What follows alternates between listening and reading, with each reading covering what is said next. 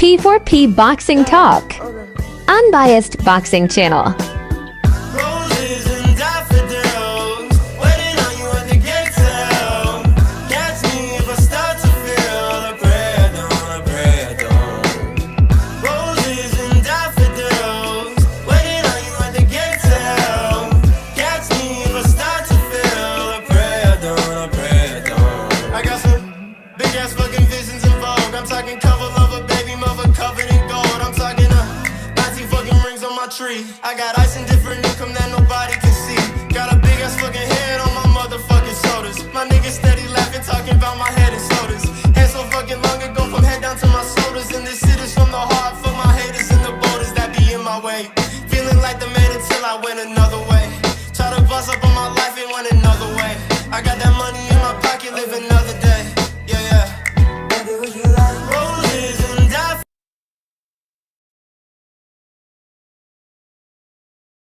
Yeah, it's pound for pound boxing talk back at it. You already know. You already know what it is. Hit that like, hit that subscribe. I gotta run the intro back again, man. This intro is on my page. It's called the pound for pound intro. These haters can't touch me. Why? Because they be crying and crying and crying and I like this fighter. My fighter better than yours. But he ain't a real champion. But my fighter was this. But my fighter got more tickets. But my fighter, all that crying shit. I gotta run this back because I finally got it clear now. You feel me? We stepping up. So y'all gonna watch this intro one more again. Thank you very much. Edited by your boy. Shout out TBE for the great content, for the great highlights, and not letting these motherfuckers touch them. You feel what I'm saying? Let me run that back one more game. P4P Boxing Talk. Unbiased boxing channel. Roses and daffodils, waiting on you at the gate cell. Catch me if I start to feel a prayer dawn, a prayer dawn. Roses and daffodils, waiting on you at the gate cell. Catch me if I start to feel a prayer dawn, a prayer dawn. I got some big ass fucking visions in vogue. I'm talking cover lover, baby mother covered in gold. I'm talking 19 fucking rings on my tree. I got ice and different income that nobody can see. Got a big ass fucking head on my motherfucking shoulders. My niggas steady laughing, talking about my head and shoulders. Hands so fucking long ago from head down to my shoulders. And this shit is from the heart for my haters and the boulders that be in my way. Feeling like the man until I went another way. Try to bust up on my life and went another way. I got that money in my pocket, live another day. Yeah, yeah. Baby, would you like roses and daffodils?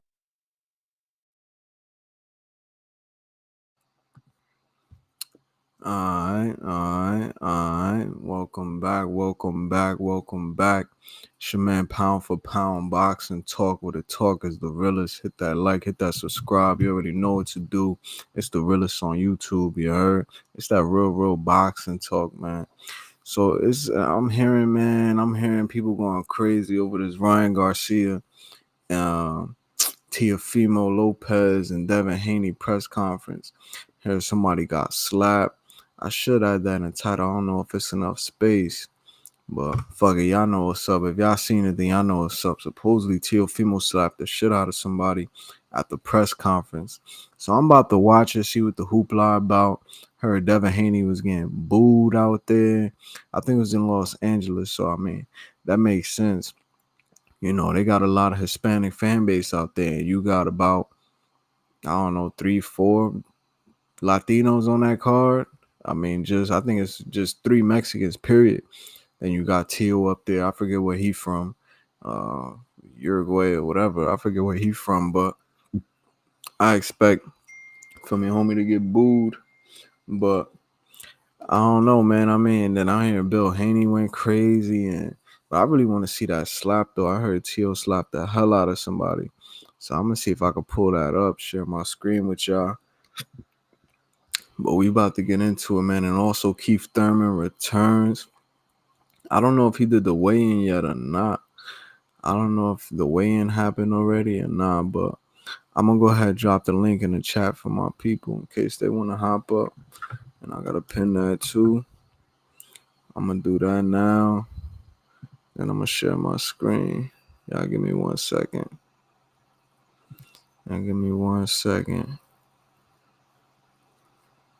I'm gonna cook up on this. Let's see. All right, boom, we here. Okay. I don't know, man. Boxing is like turning into like gossip city, bro. Like even when we got fights lined up, it's like people just be gossiping about bullshit. Like, I don't know why boxing fans cry so much. Here we go. Let me pin this. Oh, I clicked on this shit by accident. Yeah, I don't know why y'all be crying so much. Like, damn. Like, grown men just on the internet crying about what, bro? Like, it's boxing. Like, what's the problem? I don't get it. Me, I'm a fight fan. I like seeing fights. I like seeing niggas get slapped, curse at him, talk about his mother, do whatever to make me want to see that fight.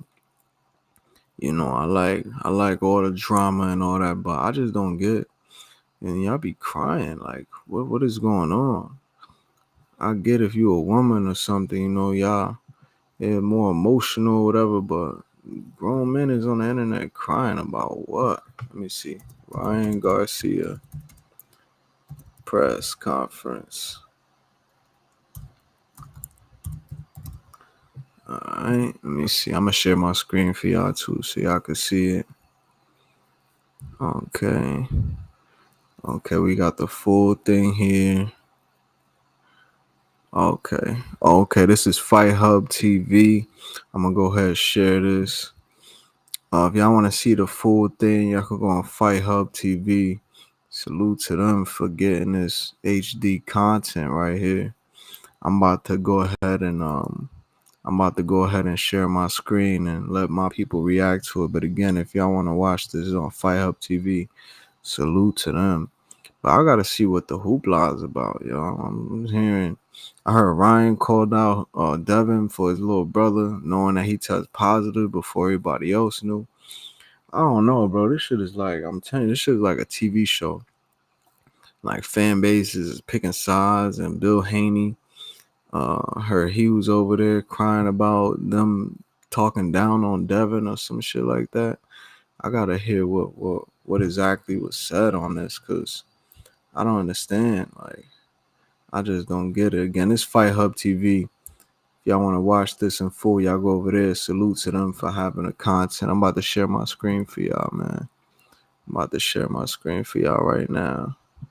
Let me see. Y'all let me know what's going on, man. Y'all let me know what happened and what's the deal.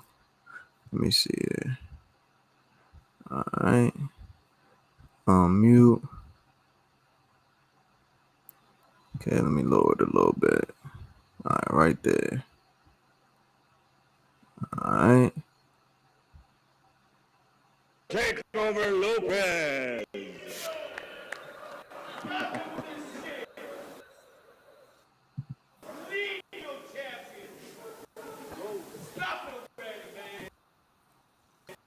And next, ladies and gentlemen, world champion also. Teal up there looking like 15 wins by knockout from Las he Vegas, got Nevada. eyeliner on. The former undisputed lightweight world champion and the current WBC in recess undefeated super lightweight champion of the world, Devin, the Dream Haney. Alright, they calling up Devin. Yeah, this nigga got eyeliner on. Oh yeah, they booing him. Yeah, but he laughing. He And ain't finally, mad ladies about and it. gentlemen, one of the most well-known names in the sport today, from Victorville, California, USA. His professional record, 24 victories. 20 of those 24 by knockout. Only one defeat, one no contest. Former WBC lightweight champion of the world, Ryan King Rye Garcia. And at this time, ladies and gentlemen, let me turn this over to our host, Mr. Todd Grisham.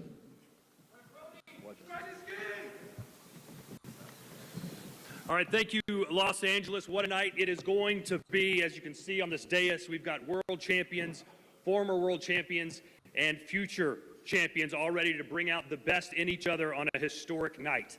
On May 2nd, the talking stops and the real work begins. But hopefully today we get a taste of the intensity that these fighters plan to bring to the ring in Times Square. Without further ado, let's start with a question for Ring Magazine COO Rick Reno. Rick, you're a historian in the sport of boxing. How much do you think the results of this fight night will have on the boxing landscape?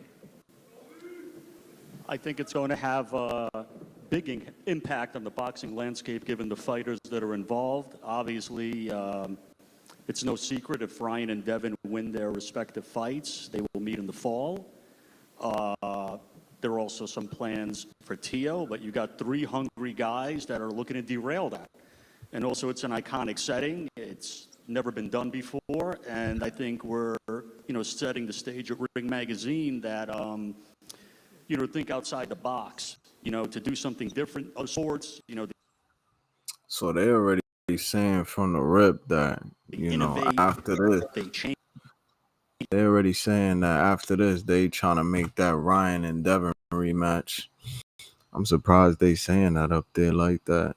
I mean, I guess we all kind of knew that, but I'm just surprised that they like putting that on the forefront. Like, yeah, after this, we trying to make that Ryan and Devin joint, which, I figured, but it just kind of, I don't know, maybe that's more motivation for the other fighters on stage to fuck up their plans, That's how I feel. If I'm Ramirez or if I'm Barbosa and they're already looking past me, like, I'm going all out for sure.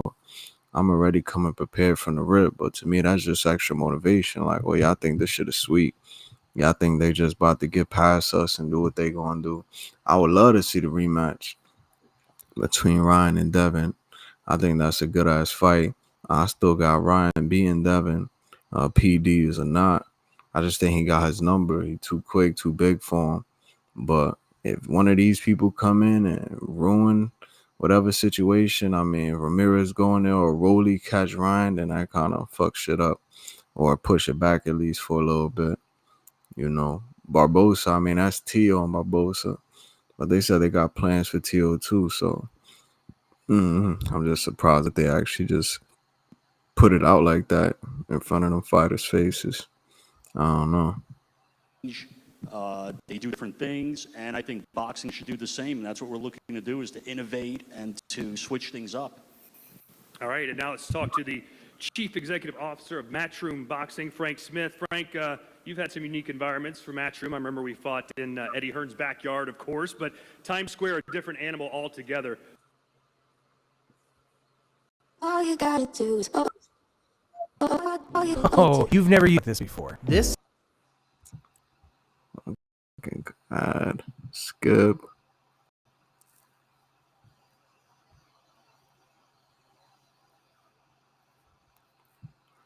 What is this night going to look like? Yeah, we've done some events in some amazing places, and when we first heard about the plans to go to Times Square, you thought it wouldn't be possible. But seeing some of the things that have been put together recently, it just shows the level that this go to. Boxing's in a grace. I'm trying to see what had Bill Haney going crazy. Like, I seen a clip of him cursing the dude. I'm trying to what did he say? What did the people say about Devin on stage that made him go wild? The Ring Magazine are doing with boxing is unbelievable, and I'm excited for it. It's going to be a great night, and these fighters are also, fortunate in many ways to be able to experience an event in a location like Times Square, because who would have thought this would have been possible many, many years ago? You've got 6 tremendous fighters up here, and this is really going to set up some huge fights for the rest of the year coming off the back of this. So we're excited for it. It's going to be a great night, and looking forward to watching it all live on DAZN exclusively around the world. All right, thank you, Frank. Now to Brad Jacobs, the CEO of Top Rank Boxing. You covered your first boxing match back in 1981. That was 44 years ago. You had a huge afro back then, a real thick mustache. You've seen it all in boxing, but have you ever seen anything like we're going to see May 2nd in Times Square? No, you're right. Thanks for reminding me how many years I've been in the business. Look, it's a testament to these fighters. It's a testament to His Excellency. Yeah, Tio got the eyeliner magazine on. crew for thinking of a venue like Times He Square. looked like a cowboy. I echo Frank's sentiments. We've done events all over the world. What the fuck is Every he wearing? imaginable Little place you Tio can is think shot of. out. not Times Square. And the center of the sports and entertainment world will have their eyes on Times Square that night. Can't wait. And now we turn our attention to the Hall of Famer himself, Oscar De La Hoya. You've got 3 fighters on this card. What do you Oscar, my expect from dude. Arnold Barboza, Jose Ramirez, and Ryan Garcia? How happy are you to see Ryan Garcia back? I mean, come on. Come on. Let's go. Ryan Garcia is back, baby. Better than ever. I mean, look at him, fresher than ever. I like what I see, man. And May 2nd, in Times Square, this event could not take place without Ryan Garcia. That's the bottom line. Times Square, 500,000 people watching on the street, closing down the street. It's going to be incredible. I'm proud to be part of it. Obviously, Turkey, thank you for bringing boxing back, for making the events happen. But look, we have 3 fighters on the Golden Boy roster. This is the opportunities that fighters deserve. This is what boxing is all about, so I'm very proud to be part of it.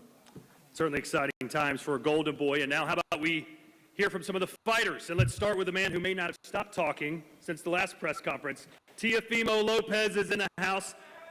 Arnold Barboza Jr., though, I don't know what the hell been able to verbally Teofimo is keep up wearing. with you. How much do you make of his confidence that he's actually going to beat you on May What the does 2nd? that man have on, What though? you mean? No. Well, first off, And I he wanna say got thank you, makeup God. on. Thank you for this time, for all of us being here as one.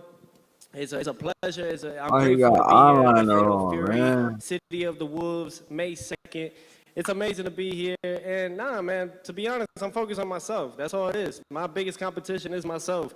I can care less what Arnold got to say on that side. We're here to take over, man. I assume you're going to explain what you brought with you on the stage. Is that Oh, yeah. the prop? Man, hold on. Hold on, he bought something with him. Man, all right. I can't Nigga bought a So shout paddle. out to my man Ash, man. But listen, I'm the Giant Slayer, all right? I'm the Giant Slayer, and we slay every giant they talk about. And although I don't think Arnold Barboza is a giant, but I know who's behind it, bro. I know who's behind him. He got a And paddle whoever's in his behind him, we gonna slay him. I ain't no fake. You fake it. You fake it till you make it. We made it. We made it. You ain't fought nobody. Shit. What? He got a lie. He got a fucking lie. Imagine that. Who we haven't fought. Imagine that. They got a lie. They got a lie. They got a lie all the time. They can't even believe their own lie. down, bro. You can't even believe your own lie. Wait, what do you think it is? You ain't shit, bro. You ain't shit. You're right. I am this shit. You ain't shit. I am this You shit. think you this shit. You gonna see Hell me next time, yeah. I'm gonna beat the I'm fuck gonna wipe out your of you. face with my ass, nigga. I'm gonna beat the fuck out of you. What? Damn right. Hold Shit, up. you don't do nothing. That's what I'm gonna Hold up. Pause. This nigga just said he gonna wipe his face with his ass. What is wrong with Teofimo? Why does he have a big ass paddle in his hand? He said he a slayer, but to me that looked like an ass paddle. What's up with my man? Yeah, what's up with? He got a paddle in his hand. He got eyeliner on. And he told homie he gonna wipe his face with his ass. I don't know what the fuck is going on. What the fuck? Hold on, man. We made it. You ain't fought nobody. Shit. What? Hey, look at that. He got a lie. He got a fucking lie. Imagine that. Who we haven't fought. Imagine that. They got a lie. down. They got a lie. They got a lie all the time. They can't even believe their own lie. Down, bro. You can't even believe your own lie. Wait, what do you think it is? You ain't shit, bro. You ain't shit. You're right. I am this shit. You ain't shit. I am this shit. You think you this shit. You gonna see Hell me next time, yeah. I'm gonna beat the fuck I'm gonna out wipe of your you. That's what face with my ass, nigga. I'm gonna beat the fuck out of you. Damn right. Beat the fuck out of your ass. Shit, you ain't gonna do nothing. That's what I'm gonna do. All right. Teofimo, Yeah, shit. you talked about And some what of you the, looking at, Haney? What you looking at, Haney? Oh my God. What the fuck you looking at? What you think this is? You got on makeup. You got on makeup. Don't talk Yeah, to me. they got on Right. Hey, makeup. what up, baby? Hey, you ever heard of Brett Michaels? Man, you got Hey, you ever That's heard who of he Brett looked like, Michaels? Brett Come on, Michaels. man. Hey, that man a love master too. We get all the ladies. You're a character. Yeah. Love master. WWE. I'm the character. WWE. You're a Matter of character. fact, hey, let me get that Richard Mille that you got there. The what? Let me get that Richard. Let me get that Richie. Yeah, I know. Hey, Never hey, Todd, how you doing, Todd? I'm doing well. Let me talk to Arnold for just a second. He's Oh, not who going to cares about that guy? let you get a word in edgewise, Arnold. This motherfucker's stupid. What's it going to take to beat him? He obviously likes to talk a lot, but you got to respect what he's done in the ring and his skills, do you not? Man, my belt buckle, man. I got a cock right here, a big cock. This is gonna be my easiest fight. Oh, This is gonna be my easiest my fight. My last 4 goodness. fights be my easiest fight. Slap that clown. This nigga saying, look at my belt buckle. I got a big cock. I got a cock for you. I'ma wipe your face with my ass. He wearing makeup. Well, oh my goodness. He got the cowboy. That's who he looked like. Bret Michaels. I knew it was somebody. I'm like, who does this nigga? He look like Billy Ray Cyrus or somebody. I don't know what's up with him. What's all of this sex play? Why he got a big ass paddle on the stage talking about his cock? I don't know, man. This thing, I don't know what's going on, bro. Boxing is crazy. This shit is like a real life soap opera, yo. Like, I'm gonna go ahead and let this play, 'cause I gotta see what everybody's crying about. Like, what? It just looked like a bunch of jokes and shit talk to me right now. I'm not really seeing what everybody's so butthurt about. But this nigga definitely got on makeup, definitely got a huge paddle in his hand, talking about his ass and his face, and saying he got a cock for him. I don't know what's up with your man, bro. I'm doing well. Let me talk to Arnold for just a second. He's not Who going to cares about that guy? let you get a word in edgewise, This Arnold. motherfucker's stupid. What's it going to take to beat him? He obviously likes to talk a lot, but you got to respect what he's done in the ring and his skills, do you not? Man, my belt buckle, man. I got a cock right here, a big cock. This is gonna be my easiest fight. This is gonna be my easiest fight. My last 4 fights will be my easiest fight. Slap that clown around is what I'm gonna do. Why will he be easy for you? Man, he thinks he's something special, man. He's been taken care of by Top Rank. But now Top Rank put that fucking car. Now they letting him play. What you mean? They haven't even taken care of me. What are you talking about? They haven't even taken care of me. Be here. Top Rank didn't want to represent your ass, bro. Man, they took me to the top. I ain't gonna lie, but when I beat Lomachenko, that was it. Top Rank don't want to be here to represent your ass, bro. They know that. They kept it on that protection program. Money for a talk, long time. bullshit walk. Money talk, They bullshit kept walk. their ass in that protection program Money for a long talk, time. bullshit walk. With that super champion shit, you avoided me for 2-3 years. Man, shut your ass up. Who is you? Who is me? You telling me you seen the last 3 people? Now you my man, so if I ain't one The last 2, 3, or 4 opponents are better than me. They're better records than me. Yeah. But they weren't even ranked in the top 10. They had a ranking for you. Yeah, Get the they fuck are. out of here. They are. Get the fuck out of here. Tio, what would you say is I'm your... gonna fix that. Yo, nose I got less fighters. I'm I got less gonna fights fix than that this nose man. for you too, And I bro, got so more you don't have world to worry about titles no than him. surgery. The proof is in the pudding. All right, He's not Tio, just one second. Hold on a second. That Hold on, was come on. Hold on one second. What's been your best win? What's your best win in your career, and do you have to fight as good as you did in that fight to beat Arnold Barboza? Shoot, when I won the National Golden Gloves back in 2015. When I won the National Golden Gloves back in 2015. I'm gonna lower this a little bit because these niggas is like screaming, and I don't know why this man is doing so much sex play with another man. But I don't know. I'm gonna keep letting it go though, because I need to see what this is about. And again, this is on Fight Hub TV. If y'all want to see the full shit, I go to them. Salute to Fight Hub TV for the HD of this. I don't even know what to call this. This is like a novella or some shit right here. But it is funny as hell. But I don't know why he doing so much sexual play with another man like that. It's a little, I don't know, bro. That wasn't even a pro fight. That was amateurs. Fuck out of here. All right, let's turn our attention. Hey, Todd. Yeah. How old is Arnold? Hey, it don't matter, bro. I'm gonna beat the fuck out of you. Todd, I'm asking you, Todd. His name's Arnold. What's the matter? Todd, how old is him? He looks 24. Suck a dick. How old is he? Oh, he told him.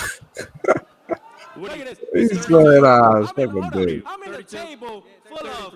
He's I'm in a 33. table full of all these guys that they say ruin boxing. No. Boxing's not ruined. You just got schmucks like this that's on stage that ruins it.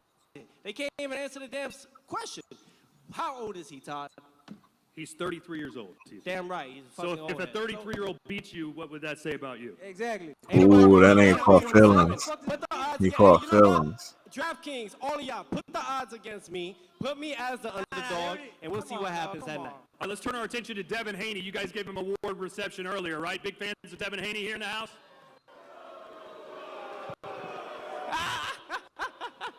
Yeah, they're Last going week, on. You seem very quiet, very reserved. Devin not laughing like about you. it, though. Why have you been a little standoffish, it seems, for this build-up?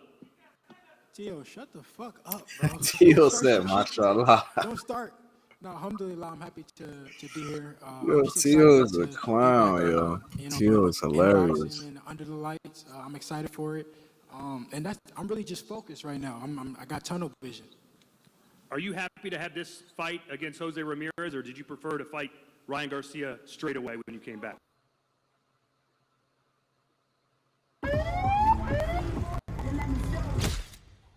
Let me switch Have you guys this out. considered bassier siren sound? Whoop whoop.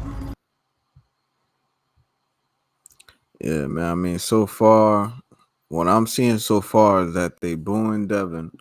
But I mean, to me, that's like, like I said, that's like expected. You know, Devin's a Black American. He out there in Los Angeles. It's a heavy Latino card. They always gonna boo. I mean, they gonna represent their people. Floyd got booed all the time by Americans, Spanish, Europeans. I mean, I don't see the big deal, but I guess it's a problem that they booing Haney. But he looked like he taking it in stride. I mean, he laughing about the shit. Tio acting a fool, but so far it looked funny to me. I mean, this is like bugged out right now. Could be. Whoop whoop whoop. You see the elevation? The whoop whoop. Are you drowning in payday loan debt? Have you taken out multiple Oh my payday goodness. loans and are All unable to these pay them damn back? ads. Then listen to this message closely. I recently announced. Nice, skip, damn. Of course, that's the big fight is Ryan Garcia, but I cannot look past Jose Ramirez. I know that he's a tough competitor. I know that he's coming to win. And to get to the Ryan fight, first we got to beat Jose Ramirez, and that's what I look to do. I'm sure you've That's heard right. what Stay some focused. boxing fans Stay are saying. focused. They're thinking after that fight with Ryan Garcia, you may not be the same fighter you were that night. Are you going to be a different version of Devin Haney? Yeah, a better version, inshallah.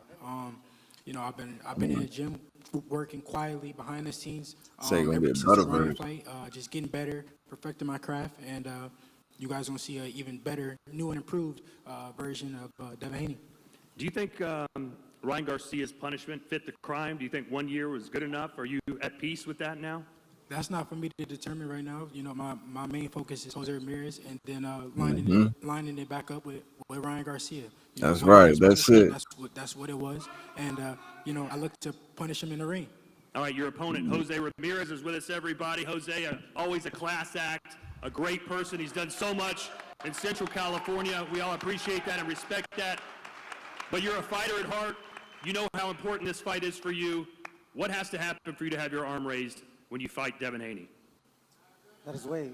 First and foremost, I just want to thank God, you know, for this opportunity, like always, you know. And by the way, I'm also a 2012 Olympian, you know. If I'm not mistaken, I'm the only Olympian in this, over here on this stage. And I'm world champion. 2016 Olympian. That's right. And That's right. No one gives a fuck. anyways, Nigga said nobody gives you know, a I'm fuck, thankful, you nigga. know, and I'm looking forward to May 2nd. I'm gonna He go said out there nobody and gives a do fuck. what I have to do. I know how much this fight means to me and to the team and to my family, so, you know, I know, you know, making my way to 147, and I'm going to be a lot stronger, you know, a lot faster, a lot healthier, you know, feeling very rejuvenated. So I'm looking forward to making the statement May 2nd. Is Devin Haney going to be a more difficult fight for you than Arnold Barboza was? Well, you know, we'll see. You know, it's different. It's just, you know, it's different opponents. You can't really ask that, you know. Go back to those, you know, to old times. You know, a fighter used to lose to one fighter and then beat the other fighter. Exactly. You can't say that in boxing. It's a different division. You know, it's going to be a different Jose Ramirez. A lot of people are going to wonder about the state of Devin Haney's chin after his fight with Ryan Garcia. Are you going to be able to test that chin? Bro, of course I'm going to test the chin. That's my job, you know. Even if it was 31-0 with 31 knockouts, my job is to test his chin. I don't understand what you mean by chin. I got up every single time against somebody that was on PDs. So that showed that I had a chin. That showed I had a chin. Let me pause right here. Get him. Right, that's what I was about to say. So here you go. Yeah, I'm gonna test his chin, and Devin took it personally. Like, what you mean? Took it? If I got a chin, like I kept getting up. That's not a chin. A person with a solid, strong chin, they don't go down. Now I show you got a heart, because you kept getting back up after getting put down. But you getting put down and getting back up isn't like, oh, I got a good chin. Nah, nigga, that mean you got heart. Yeah, you got knocked down, but you got back up. They saying they're gonna test that chin. They're gonna see if I connect on your chin, are you gonna go back down? Now there's no question. Like old boy said, he took it right out of my mouth. I was about to say, nah, I mean that show you got some heart. You definitely got heart. Because you got dropped 3, 4, 5 times and you got back up every time. But as far as a chin, having a chin is not going down. Floyd had a chin. Floyd got hit by the biggest punches. I mean, he got hit rarely, but even when he was buckled, bobbled, Zab Judah, Shane Mosley was probably the most famous one where he got clipped and his knee buckled.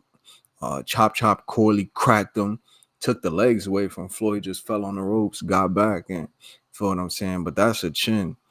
Getting back up, yeah, that's hard. So I get what they saying, like, yo, we gonna test your chin, but I don't know. I think he got a little confused. Like, I got a chin. I kept getting back up. Yeah, nigga, but you kept going down. So again, niggas gotta see what that chin is looking like. So let me go ahead and continue it. Let me see.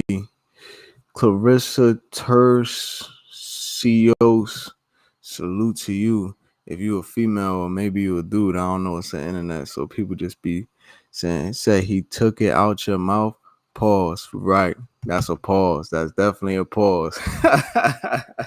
That's definitely a pause. Let me see. He took the words right out of my mouth because I was about to say that. I was just about to say that show you got heart, not a chin. But you already know what it is. It's pound for pound boxing talk. The realest on the tube. The realest. Feel what I'm saying? But salute to you. Definitely a pause. Definitely a pause. He took the words out of my mouth. Not took it out of my mouth. That's definitely a pause. No Diddy. But let me go ahead and continue in case y'all ain't see it. Because this is my first time saying I got to see what everybody crying about. But I definitely feel what they saying about. There's a difference between a heart and a chin. If you know boxing, you know there's a difference between having a heart and having a chin.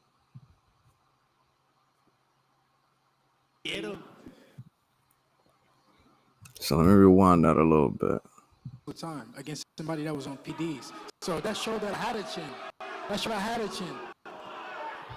Well, shows you had a heart for sure. Get him. Get him.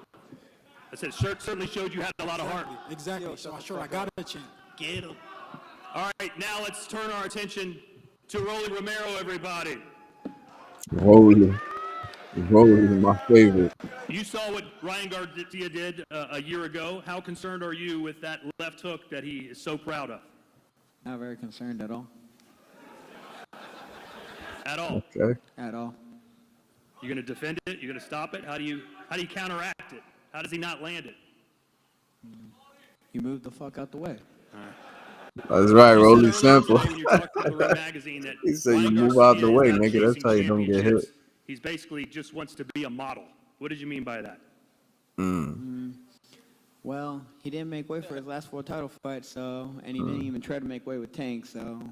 Yeah, I'm good about title. But we'll see. May 2nd. What's the game plan to beat Ryan Garcia? Knock his ass out. I really got a game plan. That nigga said I don't even got I didn't a have one when I whooped his ass, so. Are you talking about in sparring? Yeah. In sparring, and he had Ryan all bloody. And you think that's relevant to this fight? You think you learned something back then to take forward to this fight? Oh, is that an ad? Hold on. Let me go ahead and pause that shit, because... Hey, stop training people in person to make money. Alright, nigga. I don't want to hear you. I don't want to hear your little sponsor. Go ahead and mute that. So, I mean, right now, again, I'm not really seeing... It looked like Devin took a little offense to when the dude was talking about getting his chin tested. When he was asking old boy if he gonna test his chin, it looked like he got a little butthurt off of that. But I mean, I get it. I mean, you talking to another fighter. He went down previously 3, 4, 5 times, in the last fight. Everybody's wondering how Devin's gonna look back. Is he gonna be better? Is he gonna fight the same? Because he took a beating. So it's like how he gonna look. But maybe that's what it was. Maybe I don't know. I gotta keep watching. But as far as right now, it just looked like a bunch of jokes and T.O. wilding out. Rolly stay funny as hell. And Devin was like, no, I got a chin because I kept getting up off the canvas. But other than that, I don't really see too much hoopla or nothing to really stick out to me. Like, oh, this is why people upset. But let me keep going. Nah, I wasn't really trying to learn that day. I was trying to whoop his ass. That's all. All right, how about we hear now from Ryan Garcia. He's back, ladies and gentlemen. Ryan, first of all, just your Rolly Romero is an opponent for you. I just want to thank God, thank my Lord and Savior Jesus Christ before anything. As far as Rolly's as my next opponent, you know, he wasn't my first choice for sure. He was or was not? No, he wasn't. It was Pitbull Cruz, but you know, things played out a different way. But I like that fight too. you know, I'm really focused on just whooping Devin Haney's ass again. That's all I'm really worried about. So Talk that shit. just to, not even redeem myself, but cement that bullshit fucking Austrian bullshit. You know what you probably did set up. We know you did that. You know what happened? Where's your little brother? Is your brother in the house? Because your brother did before everybody else, and you don't answer that question. My little brother right there. Okay, so how do you know before everybody else? Okay. Corruption. So Ryan just brought up a point here. So they mentioned the Austrian, and they look like they about to have a little back and forth. So for y'all that don't know, Ryan, after he beat Devin down, he tested. A test came back from Victor Conti saying that Ryan was on PD, something called Osterine. I'm not a doctor, so I can't really tell you too much about it.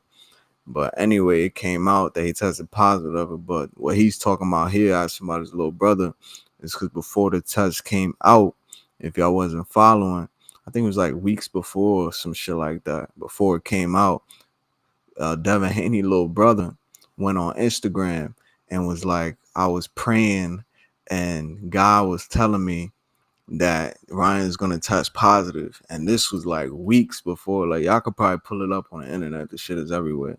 So now he like, yo, he's basically saying like they planted that shit on me and I ain't take no damn drugs or whatever. And where's your little brother? Because how the fuck he knew about some test that was gonna come out before the test results came, before the world knew anything? Your little brother was just like, I have a feeling, or God told me that he's gonna test positive. So now he trying to defend himself, basically saying he ain't take no drugs and they planted it, and that the proof is like his little brother's like a psychic or some shit, that he just knew that he was gonna test positive, and then boom, weeks later, this nigga test positive for PEDs. So that's what he's talking about right now, in case y'all ain't know. But let me go ahead and see what else they was talking about, because it looked like they got into a little back and forth right here. Corruption at its finest. They couldn't take the loss. What's up, man? I know y'all see you. I don't want to touch that. I don't know what you're doing with your hands, buddy. But at the end of the day, I'm not gonna look past Rolly. Hey, that Austrian don't help you block a left hook, bro. You got hit like 1,000 times. Okay, so you got dribbled off the canvas. You know nothing was taken. You know damn well. You know damn well. Do not do drugs, kids. Do not do drugs. Do not do. Okay, hey. He had that in his back pocket the whole time. Rolly, he just said he's looking past you to fight Devin Haney. That doesn't concern you. Devin is like, don't do drugs. Rolly said Devin should get the fight. But he said he's not even worried Like, about well, you. he's fighting you. You're looking forward to that fight, that you're just going to be a bump in the road. He can think whatever he wants. He knows me too well, so. How easy is it going to be? How long will Rolly last with you in the ring? Facts. There you go. He answered it for me. About Somebody 2 seconds. said 2 seconds. I mean, he's gonna come to fight. I'm not taking him lightly or anything like that. You know, I'm still gonna train my best, but you know, everybody really wants to see the rematch, and that's where my heart's at. So I just gotta, you know, prepare well, and I know I'm the better fighter. Who y'all got in that rematch? Y'all got Ryan winning, or y'all got Devin winning? Rolly Romero, skill-wise. You fucked up, man. Oh, he said, damn.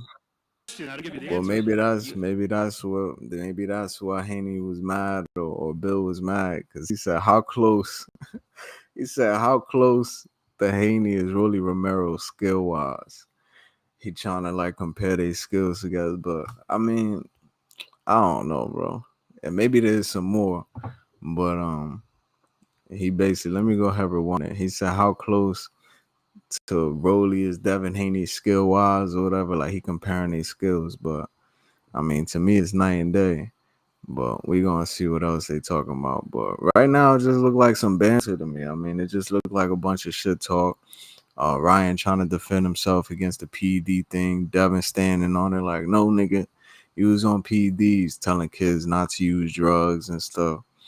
But Ryan like, nigga, y'all planted that shit on me. And the dude comparing Rolly and Devin skill. Let me hear that again. You fucked up, man. Let me see what he said. And that's where my heart's at. So I just gotta, prepare well, and I know I'm the better fighter. I'm gonna knock him out. So that's it. How close to Devin Haney is Rolly Romero skill-wise? You fucked up, man. He said you That was a fucked question. I didn't give you the answer. I don't know. Not gonna answer that. All right, well, Ryan, obviously you've had a wild last year. You've heard a lot of things said about you, some true, some not so true. What's one of the misconceptions about you that you'd like to straighten today and tell people about you? I'm just not a clone. I'm not a clone. Everybody thinks I'm a clone, so I gotta tell everybody I'm not a You're clone. not a clone? But I don't know. Just that I don't know. I don't really know. I got a question. Are you training with Eddie or no? Eddie Reynoso? No, T. I couldn't take you talking the whole camp, so I just had to dip on it. All right, bet. But Yeah, we you bringing work that too. sword, We work, so- so It we don't even matter, disciplined. T, You know, so that's get not your what ass. I What heard. happened? That's not what I heard. You know what I'm saying? I heard that. You said what? I heard you ain't want to go to Lake Tahoe. You said, no, that's not the case. Circumstances. All right. Not T.O. and Ryan talking shit. Thank you. So Ryan not trained with Eddie Reynoso. I'm saying Teal's still gonna get his ass beat. No matter where he trains or who trains him. He's still gonna get his fucking ass beat. All right, now. Hey, put your money. Shit don't even matter, dog. Shut the fuck up. Bet. I love it. I love it. I'm so Shut grateful. your ass up. I love it. my Yeah, God, talk that it's shit, even Dad. worse. Talk that shit. I hear T.O. father in the back. Hey, oh, y'all shut your ass up. You ain't done nothing in boxing. How long he's been pro? Hey, Brad, how long Man, I has ain't he know been why his pro? son acts like that because of you. Look at, damn, Hey, bro. how long They has kind he of been look pro? alike. You ain't training shit. Damn Shut right. the fuck up. If you're, Hold on. training him, oh my God. Heck yeah. God, it's over. Yeah. It's over. Do they got the It's same? Hey, but I know y'all got him picked. I know y'all got him picked. T-Fimo, who's the most... Yeah, I knew it. They both got the same. These niggas both got the same biker leather jacket on, talking shit back to one another, looking like two bikers on stage. talented fighter Hilarious. up here besides yourself? Who do you have the most respect for? All right, most respectfully, my son, Teofimo Liam Lopez. Man, bro, you ain't shit. All of y'all suck, man. Y'all Man, ain't, shut y'all ain't up. this, man. Y'all Your ain't fucking never done nose it. sucks, Y'all ain't bro. never Shut done it. up. All y'all suck, man. Man, Yeah. Ryan, are you... shut up, bro. Fucking sit down. God Ryan, do you damn. feel it's important You for and you your son to can't shut the fuck up. make a statement to send a message not only to your fans but to Devin Haney when you fight Rolly Romero? Listen to this.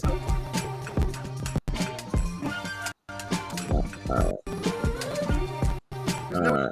Excuses anymore. No. There's so much potential. I don't want to hear this. No. So it's just I don't know.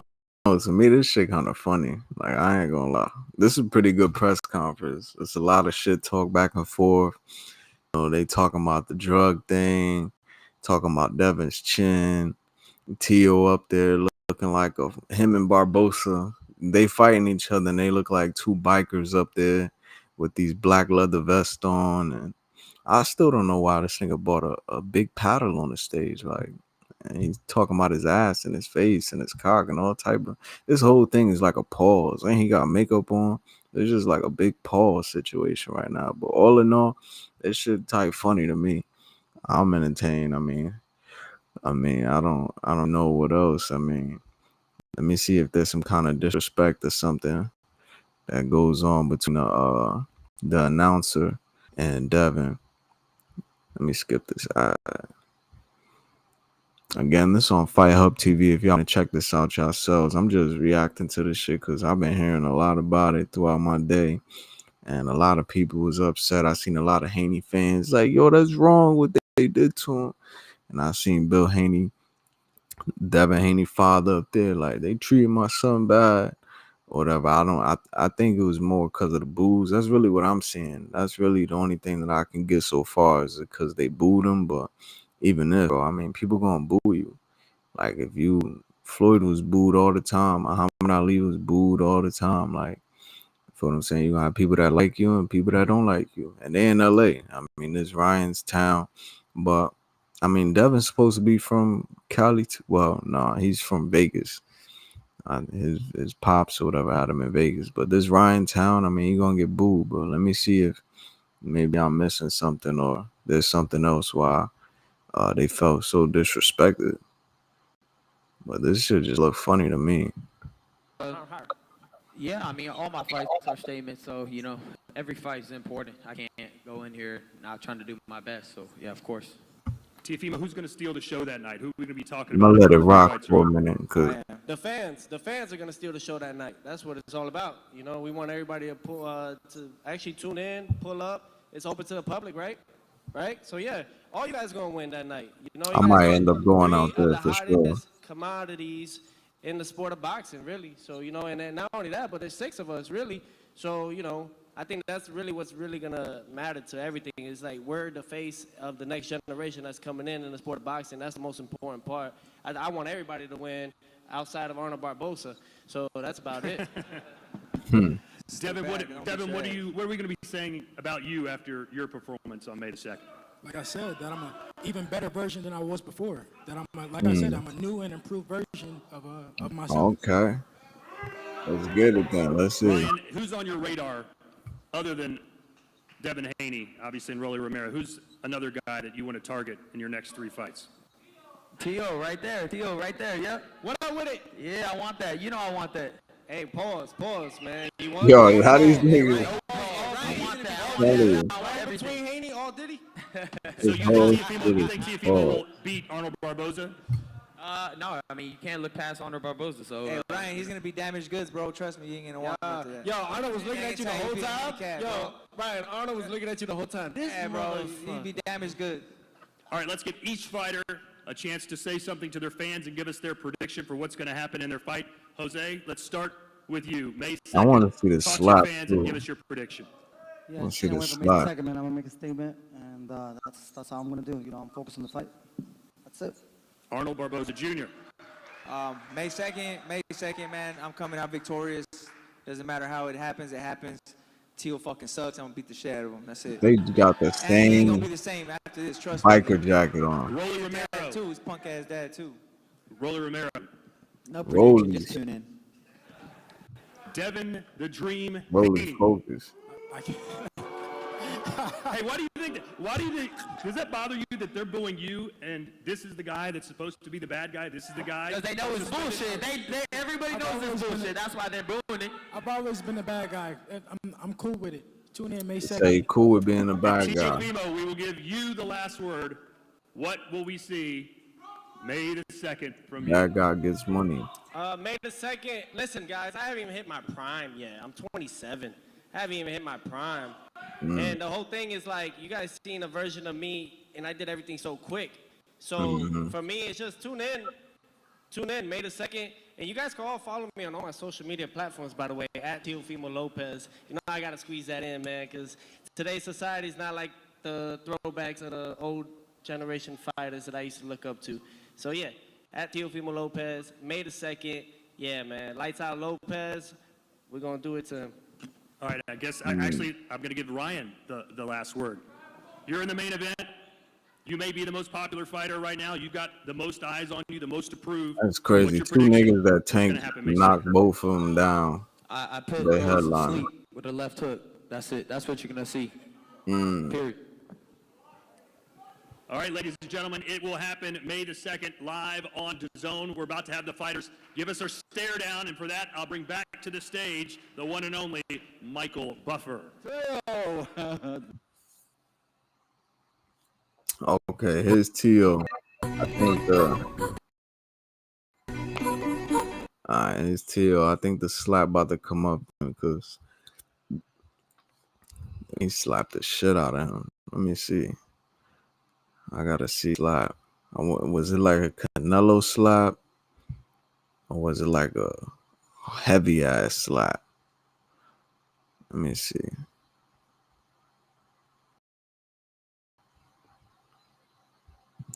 Alright. Alright, so he up there and put the volume back up. See if they talking some shit or something. He got his belts in his hand, okay. The takeover, Lopez. They got the same jacket on. Oh, he knocked his hat off. Jr. Knocked his It's all hat for off. the WBO Super Lightweight Wait, World pushed him. Championship.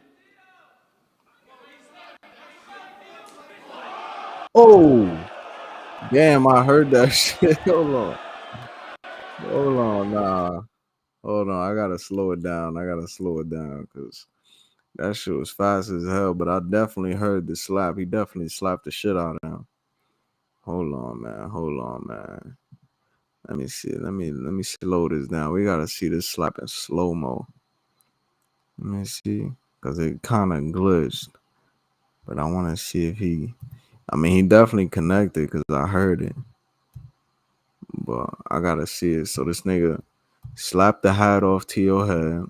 Let me play it back from the beginning. He went up there with the belt. He slapped the hat off his head. Teofimo. Alright, let me see. The takeover, Lopez. Boom. He said, take that shit off. Undefeated interim champ, He pushed him. Arnold Barboza Jr. It's all for the WBO Pushed him. Super Lightweight World Nigga got eyeliner on. Championship. He said, hold my belt, man. Boom. Ooh. He slapped the shit out of him. Yeah, he definitely made contact. Oh. Hold on. Let me see. Ooh.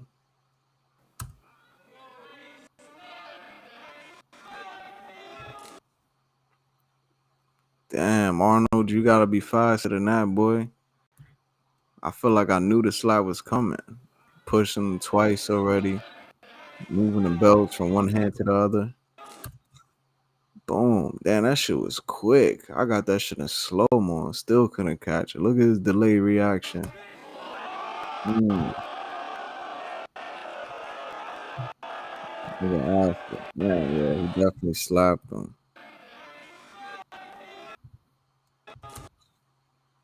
Damn, yeah, he got like a good 4 fingers across his face.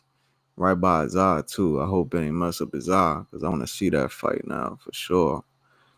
Damn, so yeah, T.O. definitely did slap his ass. Let me put it back in normal speed now.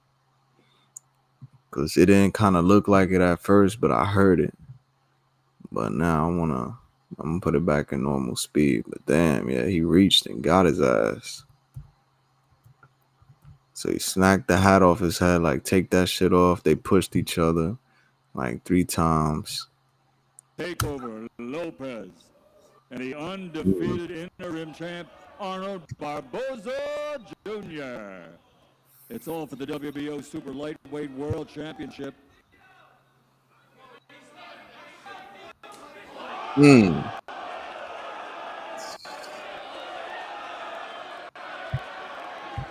Bro, you can't get slapped with somebody with makeup on, bro. That's like the ultimate disrespect.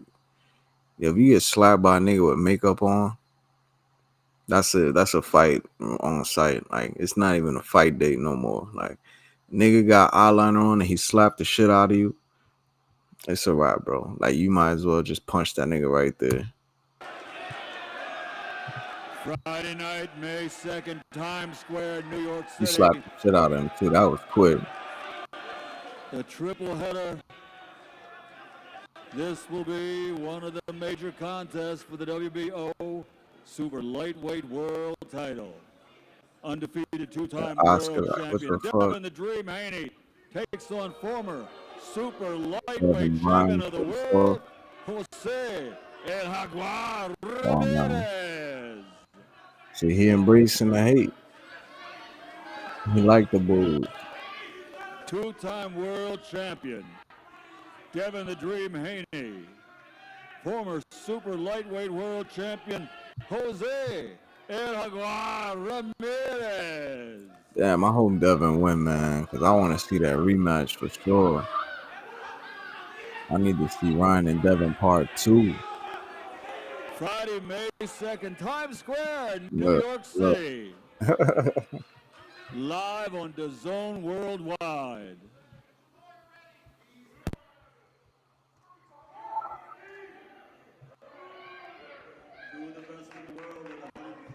Man, Facing each other. I hope Devin get him, man. And the former super lightweight champion of the world, Rolly Romero.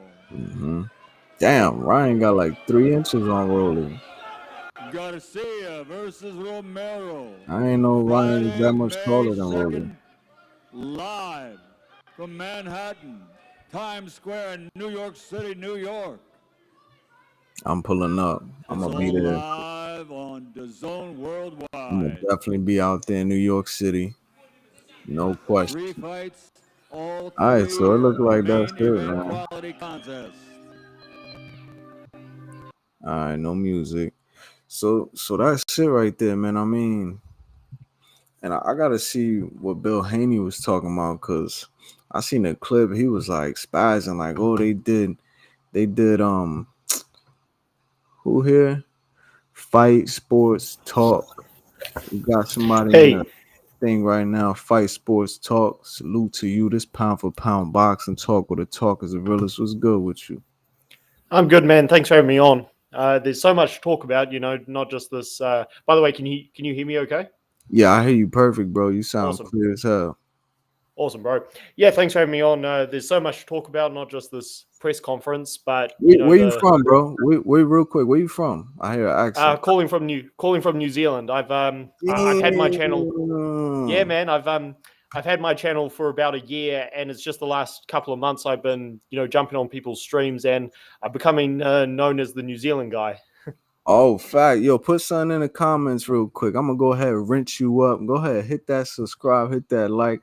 My dude Yeah. Fight Sports from New Zealand. Got the clear mic and everything. Just type something real quick in the comment. I'm gonna go ahead and give you a wrench, man.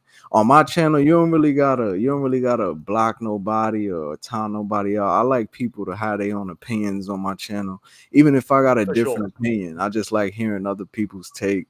You could curse, whatever. You don't gotta be on camera. It's all good. Like, but I'm gonna definitely rinse you up right now. But go ahead, say what you was gonna say. Yeah, well, this press conference, it was certainly a bit more interesting than the first, where everyone was very businesslike. By the way, I like fighters to be themselves, so I don't mind if there's trash talk. I don't mind it. I like it. There's but you would know this because we're both hardcore fans. There's levels of trash talk. I certainly don't. I don't really want people to start doing what Deontay Wilder did, saying I want to cripple Dominic Brazil, and then I want to torment his son. That's definitely too far. Yeah. And what certain things Tyson Fury has said about. Well, I don't need to get into it. But yeah, I was cool with Garcia saying, as much as I find Garcia infuriating, and people can look at my videos. I did a video where I interviewed Rick Glazer the day after he popped, and I never believed his story. As much as I find Garcia infuriating, I don't mind him saying, I'm going to do the same thing I did to Devin the first time. Devin, I actually think it's a good thing that he's a bit quiet, because he knows that PEDs or not, a fight did happen, and he has to correct some things. And Teofimo is just Teofimo. Like I'm a huge fan of Lopez, man, but the trash talk and his inconsistency, it drives me crazy. I know. well, it's just put it this way, man. Like I think the world of Vasyl Lomachenko, bro. Like I'm a huge fan of him, and Teofimo beat this. I'll never forget watching it. I just thought, what the hell has happened? I was like, is this the same guy who got nailed with right hand by right hand? Excuse me, right hand after right hand by Nakatani? I thought, what the hell?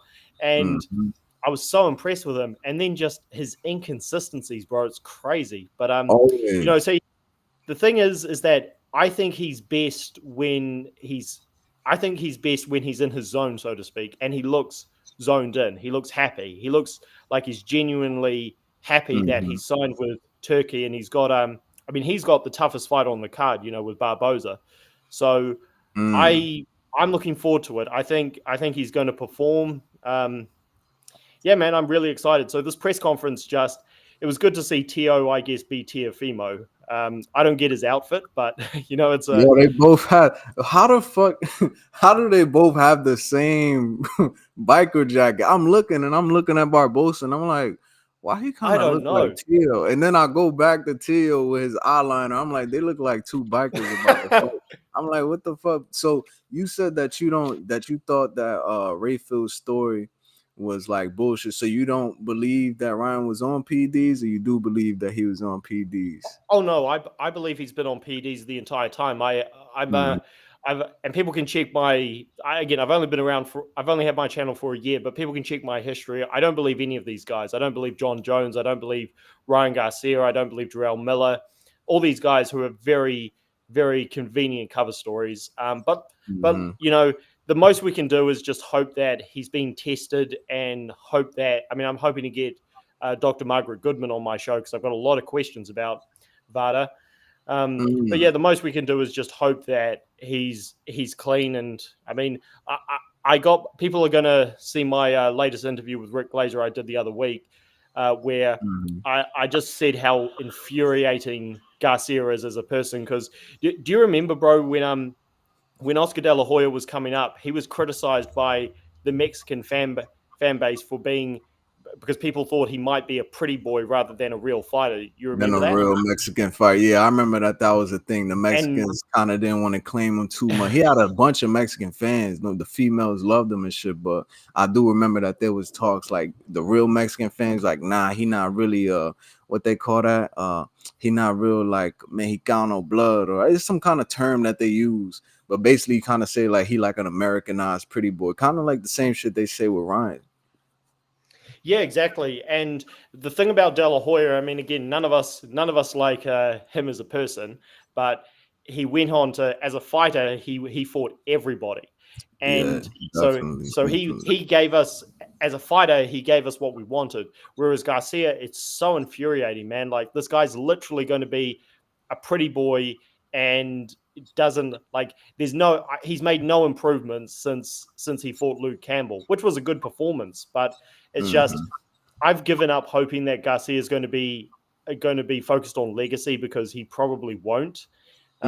He's an exciting fighter, but you know, as much as Teofimo is frustrating as a person, right? That's right. He does care about me. It's the roster. That's what I was saying. He was like, he not real roster. That's what it was. Yeah, I think he can. I think Teofimo does care about legacy, and I do think Devin Haney. You know, I've got issues with the Haneys, but I do think he cares about legacy as well. Whereas Garcia, I think he just focuses on being a troll. Yeah, I gotta see that. I gotta see that Bill Haney thing. I saw a clip where he was going hard. Tell me, I just played it, right? So I just did a live reaction. I'm trying to figure out, like, what do you think was it? Because he said the reporter was like on bullshit. Do you think it was the booing, or do you think the reporter said? Because the one thing I heard from the reporter, he was asking Barbosa Ramirez, like, "Are you gonna touch that chin?"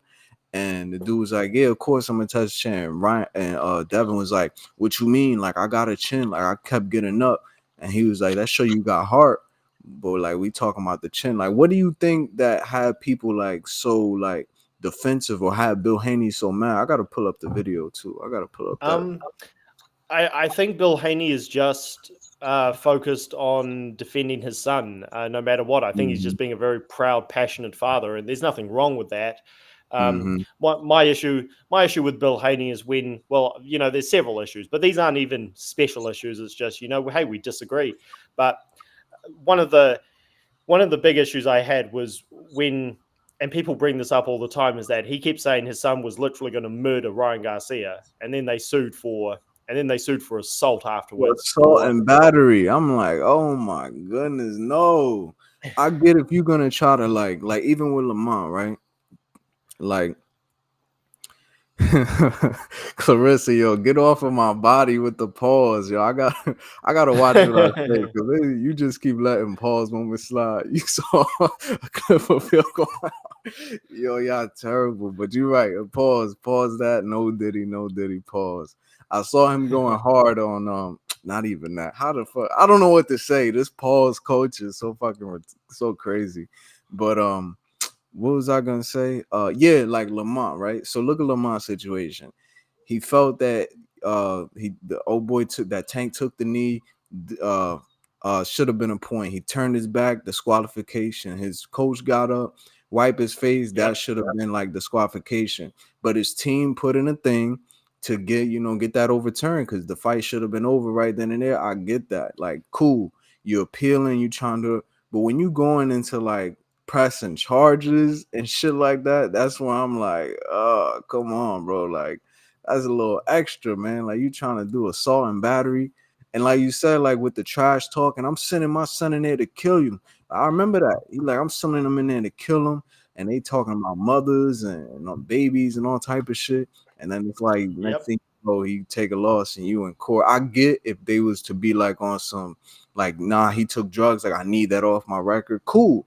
I mean, we saw, but they gave him his old back. I was like, cool. But when it was like that court situation and assault and it just looked weird, like boxers and then seeing assault and battery.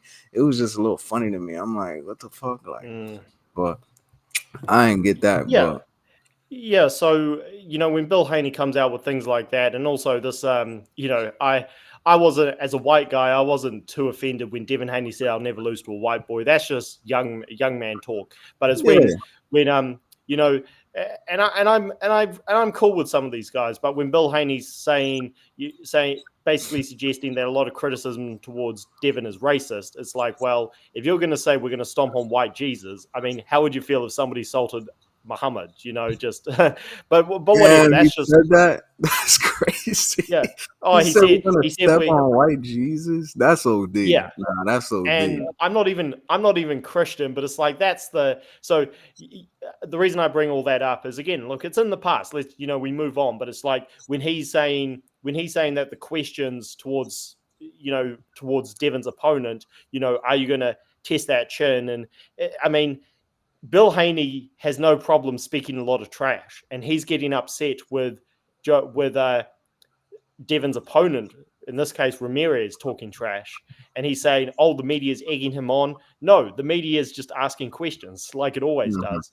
Like, but here's the thing, man. If the fighters are going to give us the fights we want and they're going to take risks, I don't really care who says what. I'm like, I just want to see the fights, Yeah, because to me, it's like, okay, even if you talk about the racial thing, right? To me, like watching boxing as a boxing fan, it's always been like that. Ukrainians are going to go with the Ukrainian people.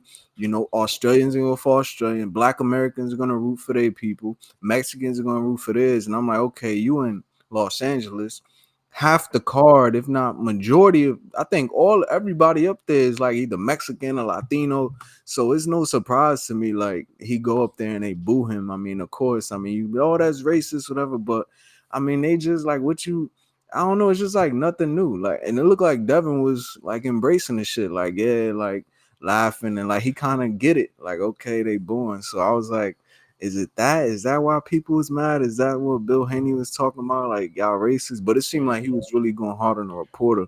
I'm about to share my screen and play this little clip here. I can't get the full thing, but I do see that there's a clip here of Bill Haney basically going off on this dude. Let me see how it looks on my screen before I play it. Yeah. But let me see. Okay, it's sharing, but why don't I see it here? Hold on, okay, it's loading up. Is that okay? Boom. All right. Okay, yep, I see it now. Okay, yeah, let me play this Cause I gotta see if he says like what was the real reason for him like so upset. Full of shit. And I hope that this is what you guys wanted to do. It's a fucking circus act. Devin is a real fighter, and you're a piece of shit. Well, that's not kind of you to say. Well, I mean, I'm just telling you the truth. Well, why are the fans booing him then? And you're full of shit. Me. You're full of shit. And I hope that you're full of shit. Me. You're full of shit. And I hope that this is what you guys wanted to do. It's a fucking circus act. Devin is a real fighter, and you're a piece of shit. Well, that's not kind of you to say. Well, I mean, I'm just telling you the truth. Well, why are the fans? Why would that seemed like real direct? Like he was really like upset at old boy for he's saying you're a piece of shit. Devin's a real fighter and you're a piece of shit. Like what was that about? Did I miss something? Like what do you think that was? What really? Because he's saying like you a piece of shit. Like it's not like this is my son and they booing like he a champion. Like y'all gotta show him respect. He really looked like he aiming it at this dude Todd Gresham. Like he's saying like I don't what happened there. Well, okay, maybe Todd Grisham has said something back in the day, but if he had, I think Bill Haney would have brought it up. I think again, Bill Haney is just being a proud, passionate father, and there's nothing wrong with that. But and again, and as I just said, if you give us the fights we want, I don't really care what you complain about. But the problem with what Bill Haney is saying is that he's acting like any criticism towards his son is unfair. No, that's not the case. Like some fighters get booed, some fighters get cheered. Like and I've said this to people, and here's the thing, man. It's in the past. I don't even really feel that passionate about it, but it's like Bill Haney's still acting like the boxing world is unfair towards his son, so I'm going to bring it up. It's normal. You're a young guy. You fight not just a favorite, but a fan favorite in Vasyl Lomachenko, an historical fighter, and you beat him via controversial decision. Fans are going to be mad at that. Like it's no secret, I mean, when Canelo Alvarez beat Gennady Golovkin by the closest of decisions, I'm talking about the second fight they had, he was booed by so many fans. I mean, in the first fight where pretty much the entire world thought he lost, he was booed. He was booed before he even had an interview. Like it's just normal. You have a close fight with a historical fighter like Lomachenko, you're going to get booed. So, and again, we just talked about the hypocrisy from Bill Haney. I'm going to have my son murder Ryan Garcia, and then you sue battery after the fight.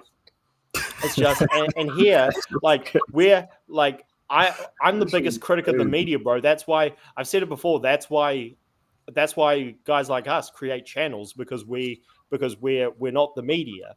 Like me, bro, like personally me, I created this channel because like I felt like it was like a lot of like soap opera going on. When I would go on these YouTube channels, as always, I could tell what kind of channel I'm on, who they bias towards. You're either a super Devin fan, you're a super Tank fan, you're a super Shakur fan, and anybody who say something else is like, you're wrong and I'm about to cook you, and this person duck, this person back. It's just a bunch of me. I'll be really into the fights. Like I love the fighting styles. I love I like certain fighters. I prefer watch certain fighters over other ones. I like seeing different matchups. I'm not really a huge belt dude. I understand belts matter and things like that. But regardless of a belt, I'm like, I want to see this person fight, or I think this person's better than this person.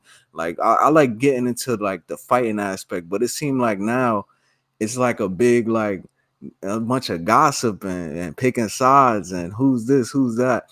So Clarissa said he was upset at him calling Devin the bad guy when it was Ryan who tested positive. Oh, so he said Devin's a bad guy.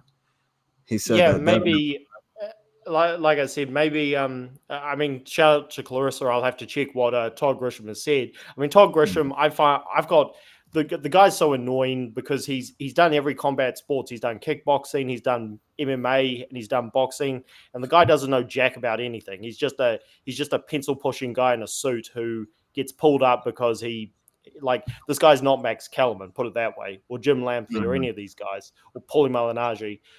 So yeah, I'm not surprised that he may have said that, but I don't think Todd Grisham would have said Devin's the bad guy in terms of like he's a bad person. He's just probably. Mhm. I mean, here's the thing, man. Devin Haney has openly played the role of a bad guy, openly. Mhm. Like like as you said, he gets booed, and sometimes he eggs the crowd on. It is what it is. Mhm. Like Who I mean, gives a again fuck? and again, Devin put like Lomachenko was very respectful at the weigh-in face-off against Devin. I mean, Lomachenko's always been respectful, and it was Devin who Yeah. pushed him, who looked like he tried to push him off the stage. Now, there's nothing Yeah. wrong with that, but Mhm. I mean, if you act like that, man, then again, and Bill Haney, if he's listening to this, if you say, "Hey, my son's going to murder Garcia," Garcia's going to he's going to be on life support afterwards, or something like that, then you're going to get booed, man. Like Yeah. Mike Tyson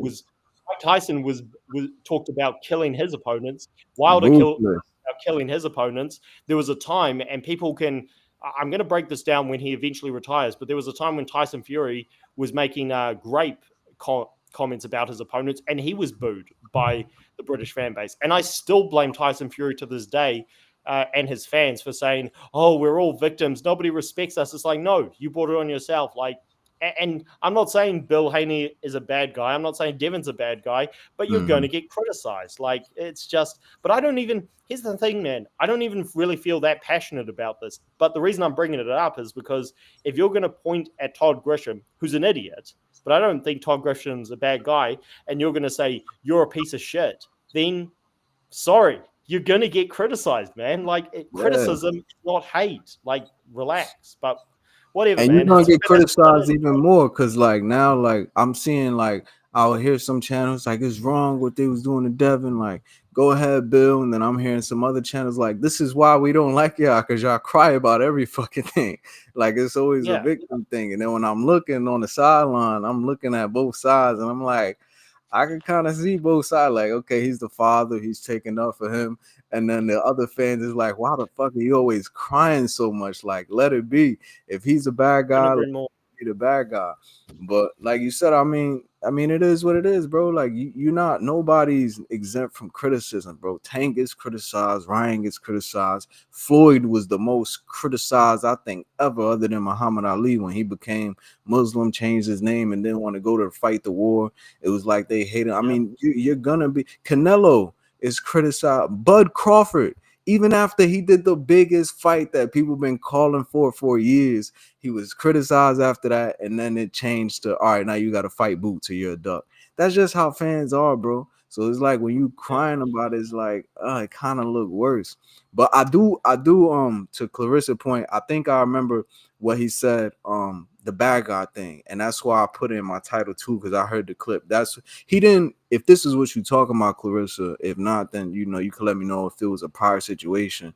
But during this, um Devin was talking and people was like boo boo, and he was like, why do you think that you getting like that reception? Like, why do you think that they looking at you like you're the bad guy when Ryan's the one that he even said, he was like, why do you think they looking at you as a bad guy when Ryan tested positive for PEDs? And that's when Ryan had responded like, because they know it's bullshit, and his little brother is like a fucking sidekick, how he call out the test before it came out and shit like that. So that's the only thing that I heard him say, like the bad guy. But even if it's like, I don't know, Bill looked like he was like real upset. I found another clip.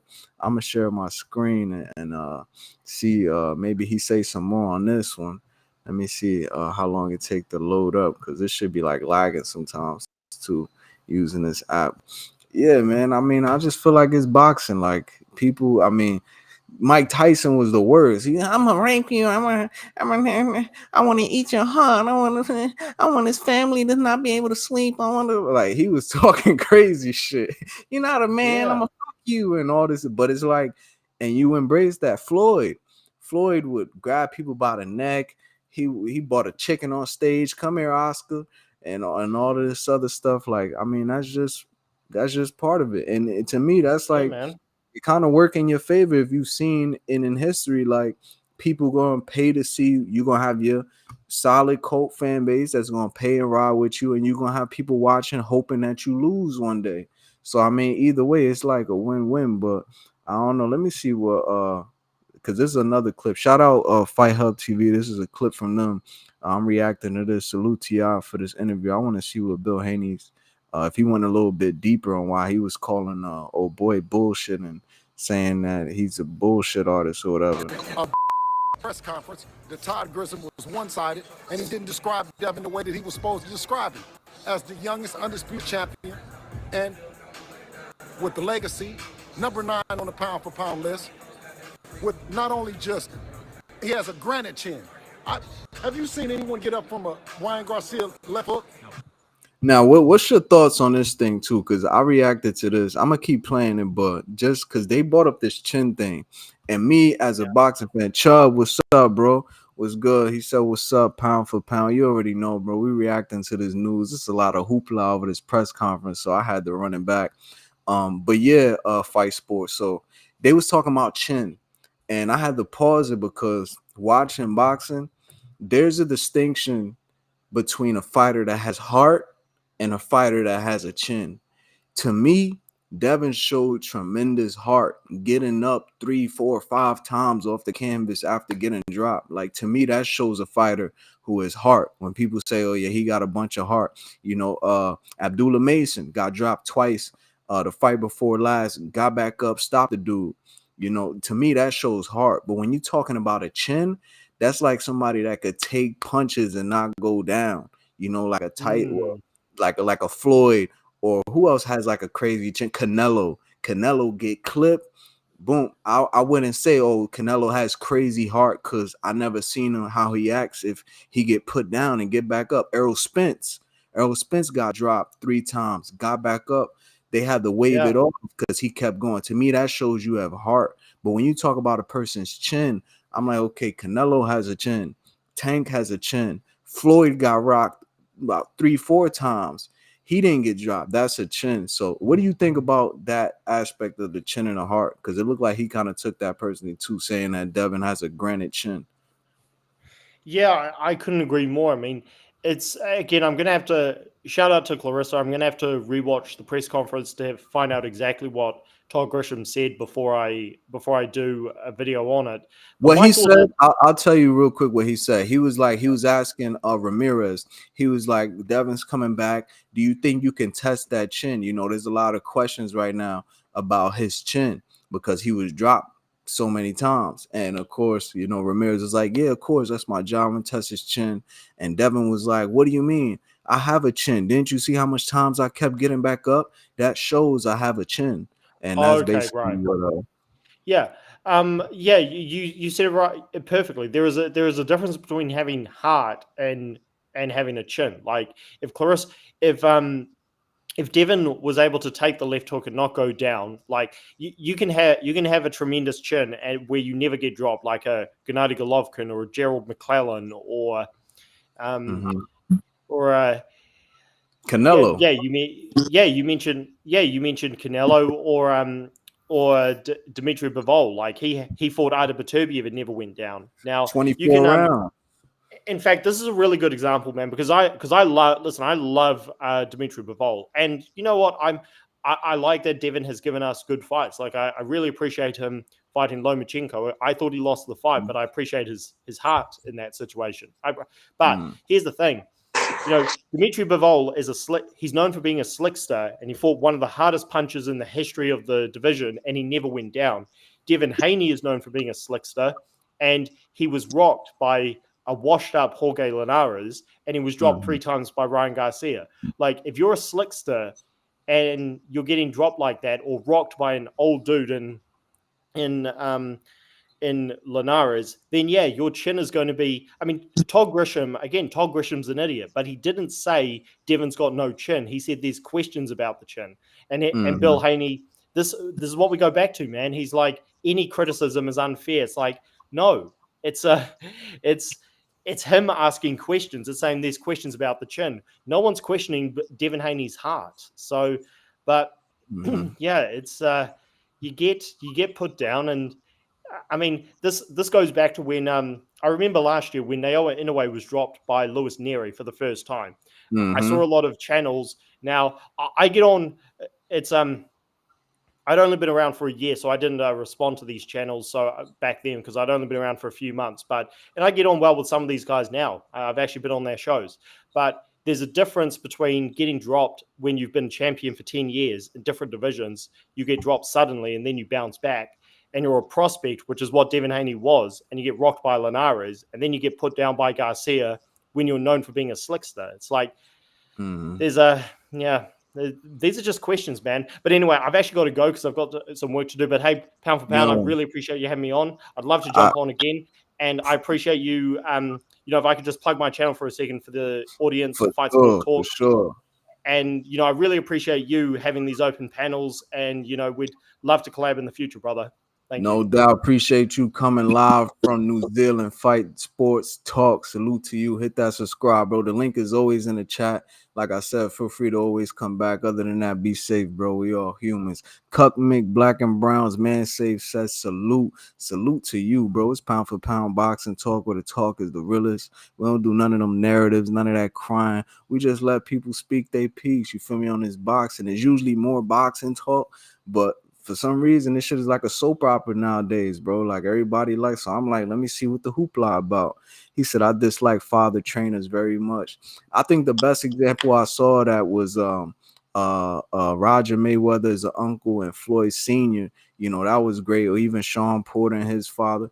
Devin and his father is cool too. It's just Bill Haney, like he don't like nobody criticizing his son. And it's understandable. That's his son.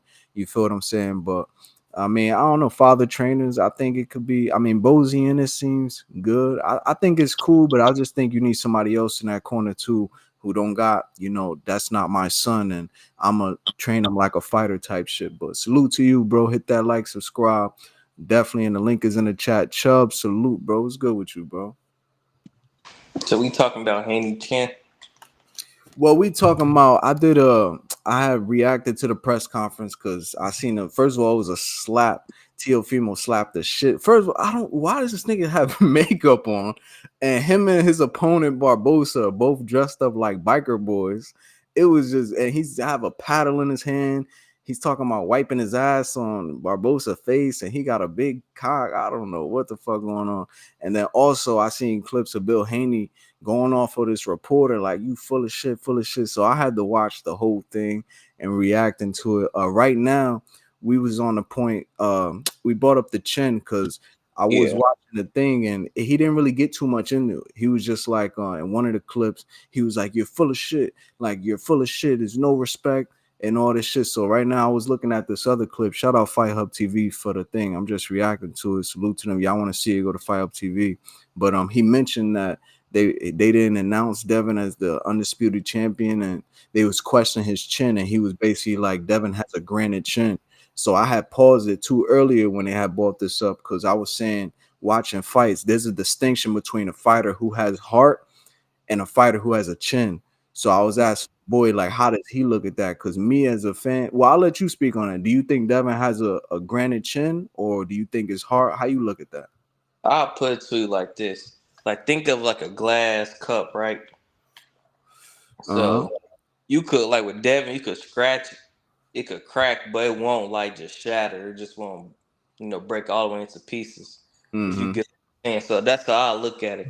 But it's definitely, I say heart because Devin is chinny though. Like, it's easy. He get wobbled pretty easy though. Because that's my thing. Like, it's a distinction between having heart as a fighter and having a chin. When a fighter has a chin, I'm thinking of like a Floyd who would get bopped, never go down, shook and everything, never go down. You got a chin. Canelo hit by Gennady Golovin, hit by these bigger dudes, crack, don't go down. Tank never went down. You feel me? So I wouldn't say that these fighters have a bunch of heart because it's like but a fighter who is heart, I would say Devin Hart is not questionable. Feel what I'm saying? He got up 3, 4, 5 times, kept going. Errol Spence fought Bud, dropped 3 times, kept going. They had to stop it. You feel what I'm saying? Certain fighters, Abdullah Mason, like I brought up, the fight before last, dropped twice. He got up. It's no question they have heart, but when you question a person's chin, I could kind of see that because I'm like, if you got a chin, like Devin brought up, he was like, why you questioning my chin? Like, I kept getting back up. And to me, that's like, all right, bro, that show you got heart, but that don't really solidify like you got such a good chin. Because I mean, like Mhm. some people can't, like look at Amir Khan. Every time somebody tapped that chin, he went to sleep. Devin Right. got hit he got hit a lot, and he got up every time, which that'd be more of a heart thing. But at some level, it is somewhat of a chin because not everybody gonna take bombs from Ryan and Linares, even Loma, ain't gonna go. Mhm. Yeah, so I feel let me go ahead and continue with what he was saying. Cuck Brown, black and brown man say, I'm gonna call you manslate. Well, I don't know if I should say manslate pause because Clarissa was in the chat cooking me because I kept saying shit without saying pause. So I'm gonna call you Cuck Mick. I'm not gonna say manslave because that's probably a pause. But he said when boxing is slow, it's all narrated by the drama. That's what I'm seeing, bro. Like Chubb, no, I'll be having Aunt McQueen on here never before. We be breaking down these fights and these fighters, how much rounds you had, what you saw, how you scored it. But now it's like I guess this is part of the soap. I enjoy it. I love it as a fight fan, bro. I love the fighting words. I like all the trash talk. Who pushed who slapped the shit out of who. Get me in it. You feel what I'm saying? Get me in that fight. But it seemed like, I don't know. I guess this is what it is. It is narrated by the drama and whose side you on, who's right or wrong. But let me go ahead for you. Let me rewind this. I didn't go too far on this clip anyway, but let me see if I can get a better understanding why Bill was so mad at the reporter.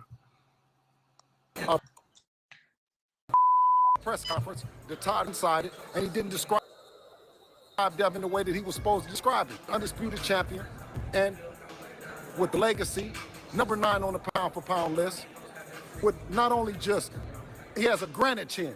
Have you seen anyone get up from a Ryan Garcia left hook three times off the canvas? And that Grissom had to ask about his chin, question his chin. He was everything wrong at the press conference. And what they're trying to do is they're trying to not get the voice that's really going to tell them Devin's corner. They want to and they want to try to destroy the brand, and it's not going to work. May 2nd, Devin is going to put belt to ass to Jose Ramirez. Okay, so I'm hoping that this is kind of like I'm hoping that this is like promotion on Bill to like stir it up and get people going. But I don't know, because he did seem like real like in it, like emotional about it, like he was like hurt. But to me, it's like, bro, you nobody's exempt from being hated, bro. It's like Fight Sports is talking about like Ali. People was booing him when he turned Muslim, didn't want to go to the army. He was always talking this shit. They call him the Louisville Lip. People be booing him. Floyd Mayweather. People would pay to see him lose. Boo, boo. He embraced it. Even Devin, when they was booing him, he laughing, egging them on, like, yeah, okay, boo me. Like, I just think that is regular. Like, it seemed like he took that shit personal. Like, they not calling him undisputed and questioning his chin.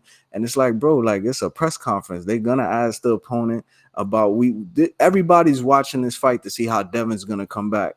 Did the beating take a super effect on him? Is he gonna be the same? Do he look slower? Do he look better? Is it questions about his chin? So again, I don't know if that's promotion, like Bill, like, nah, just spazzing out and secretly being like, all right, I'm just doing this for that. But he seemed like real, like, I don't think so. Like, he seemed like real, like he took that shit to heart. Like, they disrespected my son asking about his chin after he got up off the canvas 3 times. So I don't know, bro. How you did you watch that press conference or not?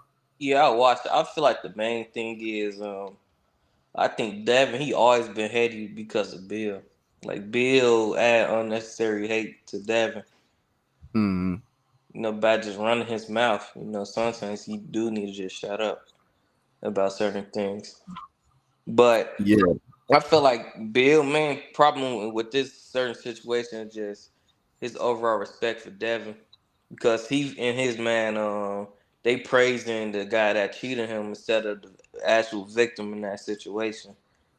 When I see the praise, like I just watched the thing. When I was seeing the praise, I didn't really get too much bias from the dude that was up there who Bill is like super mad at. Yeah, I I'm could talking see about the like the fan praise base. It was coming like from the fans. Yeah, I could see the praise coming from the fans. But even when I'm looking at that, I'm like, okay, I mean, they did it in Vegas. Majority of that fucking card, if not all of the damn card, besides Devin, I think is Latino, you know, and you in Vegas. I mean, you in Los Angeles. And like 80% of them is Mexican. So I mean, they're gonna boo the Black American when they going for Ryan or whatever it is. So I don't think that you could really be mad at the fans there for wanting like booing you and praising Ryan. I mean, I get the PD thing, like yo, like we shouldn't be the bad guy. Like, why y'all looking at us like this? But my thing is, bro, don't take it so personal. Don't cry about it too much, because then it's like now today I'm listening, I'm letting my phone go on these different channels, and it's like I'm hearing one side where it's like, yeah, Devin and his father's right, like the fans and them, they was disrespecting him, like they should how you praising this dude when he on PDs. And then I hear other channels, they like, this why we don't like y'all niggas, because y'all always crying about everything. You feel what I'm saying? And it's like I could see like both sides, because it's like, bro, like if they do what Devin did, oh, y'all want to boo, y'all gonna be even more mad after I whip his ass, and then I go back there and whip this cheat's ass. But it's like when you just like, they treat me wrong, and he's a PD user, and don't question my chin, it's like you gonna make people like tease you, like keep crying type shit. So I don't know. It's like it's good promotion, but then I think it like, I mean, I guess all promotion is good promotion in boxing. I mean, if they don't like you, they gonna hope that you lose and watch you to see you lose, and you got your fans that's gonna watch you to see you win. And I always bring it back to Floyd, because Floyd was my favorite fighter of all time. And it's like I've never seen, I mean, from fuck the fans, the commentators, bias, the fucking, you go on Sports Center, ESPN, it's like, Floyd, you ain't do nothing, and he's constantly got to so it's like nobody's exempt, bro. But if you're gonna do that, like, don't cry about it, like back that shit up, like I'm the best and nobody can beat me, and even on drugs, watch what I'm gonna do to them, just switch it. Yeah, It's just, count the game, everybody. it come with everybody, bro. So Yeah, just I but feel yeah, like Devin, he probably had the most time, probably everybody right now. Like it just right the now, and now it was very embarrassing though. Like just from the lawsuit to his performance, it just everything just didn't go his way. Kane Dre, salute, bro. This my I seen you in the chat the other day too. Salute to you. It's pound for pound boxing talk, where the talk is the realest. I seen you here before. Let me go ahead and throw you a wrench. I said I'm gonna give like the first 10 people who subscribe and back to back they coming through. I'm gonna give them a wrench. So let me go ahead and wrench you up, bro. But Dane said, I think Devin handled himself well, and then Bill happened. And it's like that's what I'm saying. It's like do what he did. Like let him rock off. They booing him. All right, y'all booing, y'all Latino fans. Y'all don't like me. Cool, don't like me. He doing all of this, egging them on. Like do that. But again, like with Bill, I'm like, okay, is it promotion? Like I want to say like, okay, maybe he's making a scene for promotion, but then it's kind of, oh shit, hold on. I got my shit. I gotta mute myself over here. Yeah, I'm about to rinse you up, bro. I'm about to rinse you up right now. But yeah, it's like I don't know. It's just it come off like complaining a lot and like crying, instead of like, okay, have your sons back. Have your sons back. My son is the best. They booing me. All this stuff. Like I get that. But when you start, no, and this is bullshit, and he's a real champion and he has a great chin. It's like, and then people be like, this that shit we talking about. It's that lawsuit shit. This is that. I don't know. It just eggs people on even more to not like you. Feel what I'm saying? And I feel what you're saying too, Chubb. Like I feel like a lot of the hate come from his pops, which it is what it is. I don't give a fuck. Like they hate you because of your pops. I mean, that's your pops, cool. But I don't know. It just come off like a little like I don't really like that way of promotion. Like do it in a different way. If that's my son, I'm gonna be popping big shit, and but it's just, I don't know. It just comes like real like, I don't know, like Karenish, like it should be this way, and don't judge him. And that's why I put the bad guy is Devin Haney, the bad guy in this situation. But it's just the booze and shit like that. But he, like you said, like Kane said, he embraced it. He don't got no issue with it. Well, they could boo, they could whatever. And Ryan, sticking up for himself, like, oh, because they know it's bullshit, and your brother knew about the test before anybody. All in all, bro, I don't really see what everybody was like mad about. Like, to me, it was funny as hell. It was like a big pause. That whole fucking press conference was a pause. Even Ryan's like, yeah, Tio, I want that. And Tio's like, oh, you want this? Pause. And meanwhile, this nigga got eyeliner on and a tight ass biker jacket and bringing out a paddle. Why he bring out a spank paddle? And then mentioning he gonna rub his ass on Barbosa's face and look at my belt buckle. I got a cock for you and all this shit. I just thought it was wild. Like, Rolly, out of everybody, I thought Rolly would have been the most wild one saying shit, but he was just, I guess he ain't have to do nothing. That nigga said he ain't have a game plan or nothing for Ryan. He said, I'm gonna just whoop his ass like I did before and sparring. Like, it was just, all in all, I thought it was entertaining. Did you feel any bias towards Devin? Did you feel like, nah, they was wrong because of this or whatever the case is? Or like, what'd you think when you saw it? I thought it was fucking entertaining. I like this one better than the last one, to keep it G with you, because the last one, it was kind of like on some friendly shit. This one, everybody was kind of like popping their shit a little bit. What you thought about the press conference? Was you mad? Did you enjoy it? I enjoyed it. It was miss things up. You broke up a little bit. You say you enjoyed it because of what? I said I enjoyed it because they started the controversy that we expected from the first press conference. And then Tio slapped the shit out of her. I had to put that shit in slow mo. That shit was so fast. At first, I ain't thought he touched them, but I did hear a pop, like a So I had to slow it down, and that motherfucker definitely caught that side. He caught all 4 fingers on the side of that man's face, so he definitely slapped the shit out of him. But that I enjoyed the press conference, man. I enjoyed the press conference.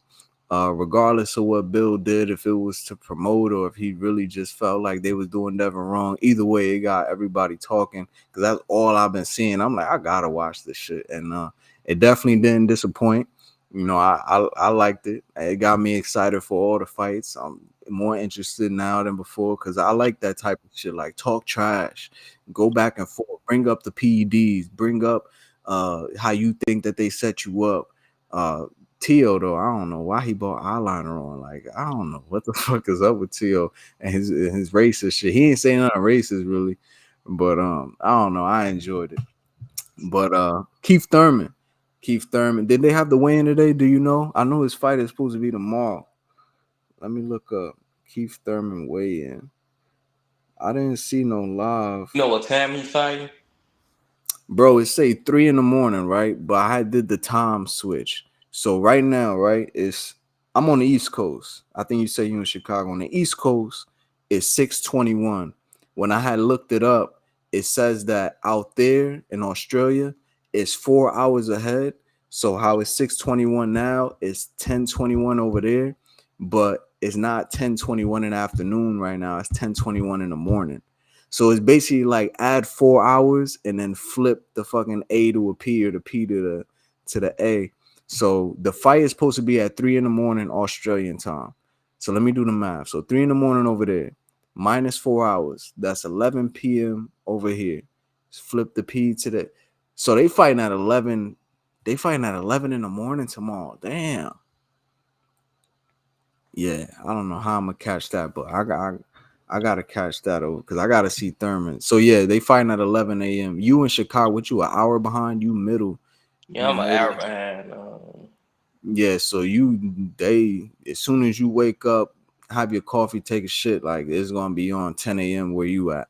So yeah, well, at least that's when the cards start anyway, because on my app it was saying 3 a.m.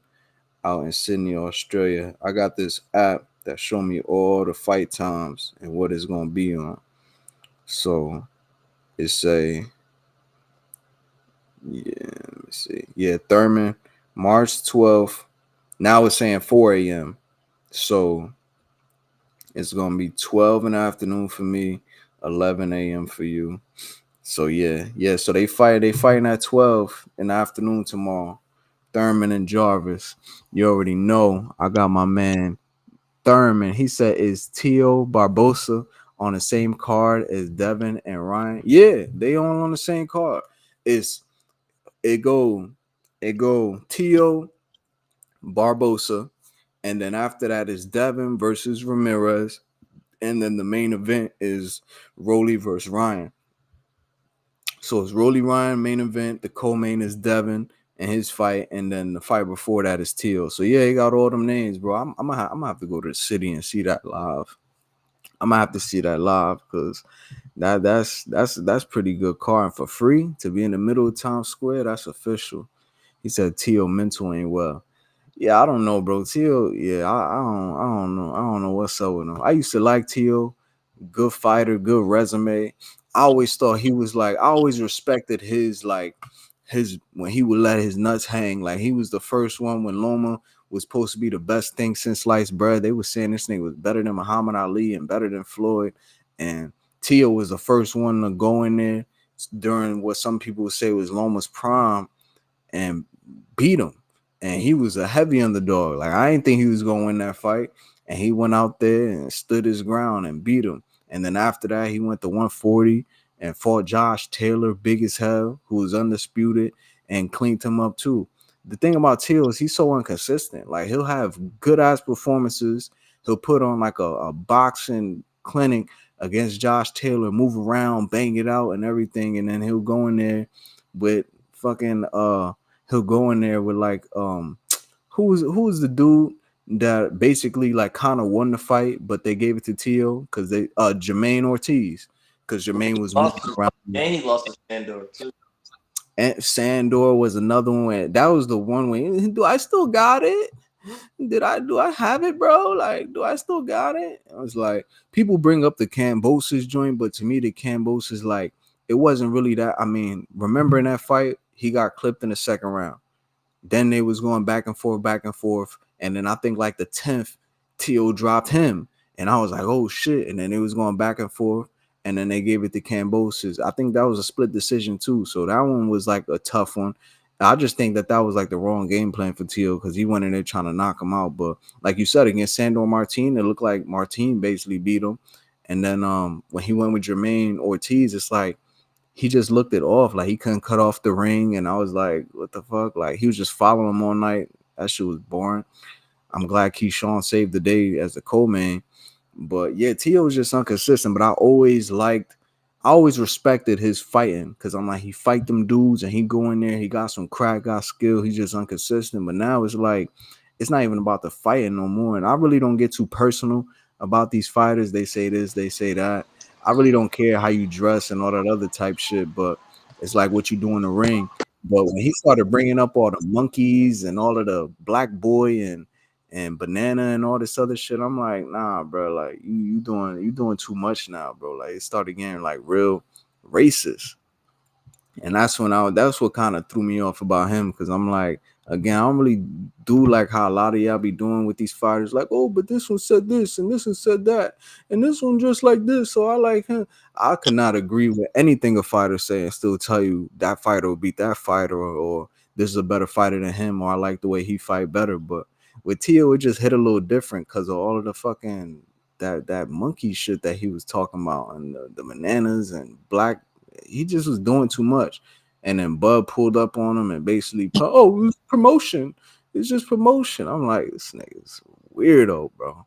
So Teal, I don't know, bro. But yeah, he's selling the fight. I mean, but I don't know why he bought that big ass paddle on there. And yeah, something's wrong with him. He a little off, but I think he get that from his pops too, because even his pops be like off the rocker sometimes. Like he funny as hell too, but I think he a drunk or some shit. I don't know too much about him, but people are saying that he be drinking all the time and shit like that. But I don't know. Maybe he do got a mental problem. Maybe he seem a little off. You know, he seemed like one of them people that try to be extra deep, but they just like in the hole. Like, I don't know. He just be doing too much. But we're gonna see what kind of Teal we get versus Barbosa, undefeated. I got Teal in that fight. But again, it depends on what kind of Teal go in there, because Barbosa could clip him too or make it a rough night. But I just think I just got Teal. He seemed happy right now. He seemed like he just in good spirits, and hopefully he looked in shape already. You know, I don't know how far we away from that fight. I mean, that fight, that's May. We ain't even in April yet. We got like another 5-6 weeks or some shit. So he seemed in shape. He seemed like he focused. So I got T on that, but yeah, his mental, I don't know. He do seem a little off. And then my nigga Thurman, I can't wait for him to come back to put all y'all haters to bed. And I hope he step on this dude. So I could probably, after he beat him, I want to see him versus Spence, because I've been wanting that fight. And everybody been, yo, bro, how you picking him over the truth? He's the truth. I'm like, bro, that's one time, man. That's one time. To me, he basically really, I mean, he got a loss, but it's like, it was to Pacquiao, bro, and even that was a split decision win. And I think that early flash knockdown kind of saved him, because Thurman came back, and I never seen Thurman beat up. He always had skill. He always had pop, crack.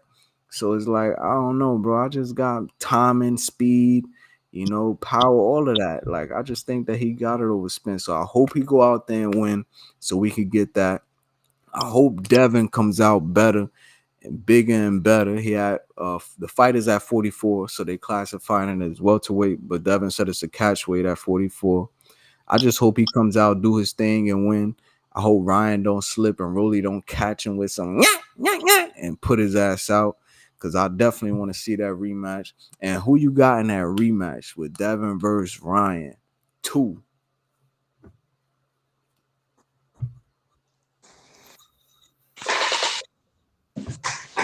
I got Devin.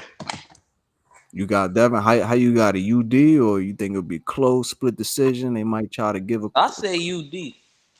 You got a UD. You just think he gonna out, like, how you see it? Like, you think he just gonna negate that left hand and just outbox him, put him I together? think Or, first fight, that's the worst Devin I saw. Well, that's the worst I've seen from both fighters.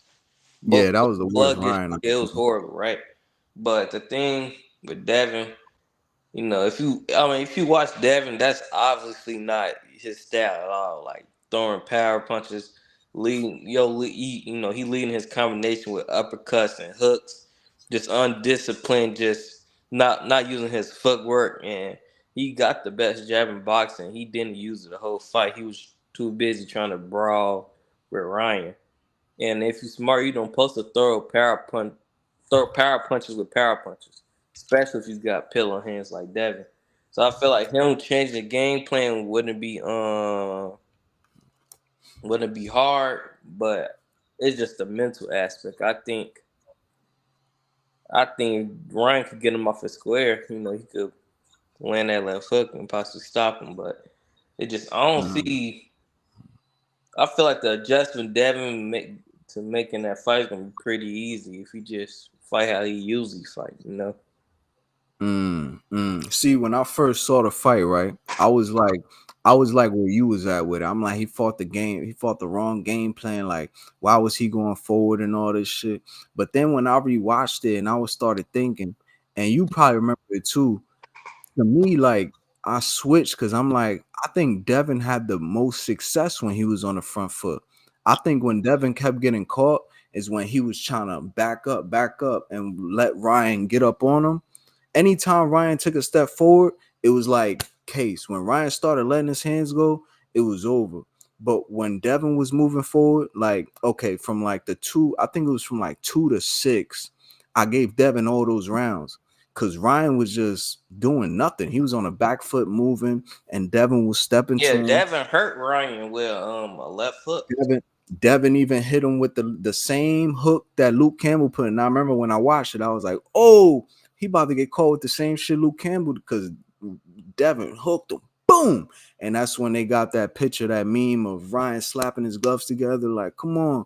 So after rewatching and really thinking about it, I'm like, I think Devin had most of his success coming forward. So, but I don't know what it was, but it was just like any time Ryan would step on it, it was like Devin couldn't do nothing with him. Like, I think he had the most success going forward, but I do think he could switch some stuff up, get better. I think if his defense was more on point, like if he was able to dodge a lot of them shots and not get touched, I could see him like outbox him. But it's like anytime he was getting hit, that shit was taking effect, and Ryan was rocking him. Clarissa Torcio said Devin gets stopped in a rematch. That's how I got it too. I just think that Ryan, watching that fight, it looked like anytime. I really think Ryan would have stopped him in that first fight if he wasn't fucking playing so much in them last rounds. And then in them early rounds from like that's 2, 3, 4, 5, 6. It was 5 rounds that literally went by, I gave all to Devin. And I remember because after Ryan clipped Devin the first time, I was like, oh shit. And then after that, he went on the back foot, not doing nothing. And watching it live, I was like, this how he gonna lose. I was like, Devin got him because Ryan, he's not fucking doing that. He's on the back foot, and Devin is right there, body, jab up top, right hand, just walking him down, doing shit. But it seemed like anytime Ryan would walk forward and let his fucking hands go, it was over. And then in them later rounds, he's dancing, sticking his tongue out, playing. Derrick James is in the corner screaming at him like, nigga, don't fuck this up. You about to do it. Like, stop fucking around.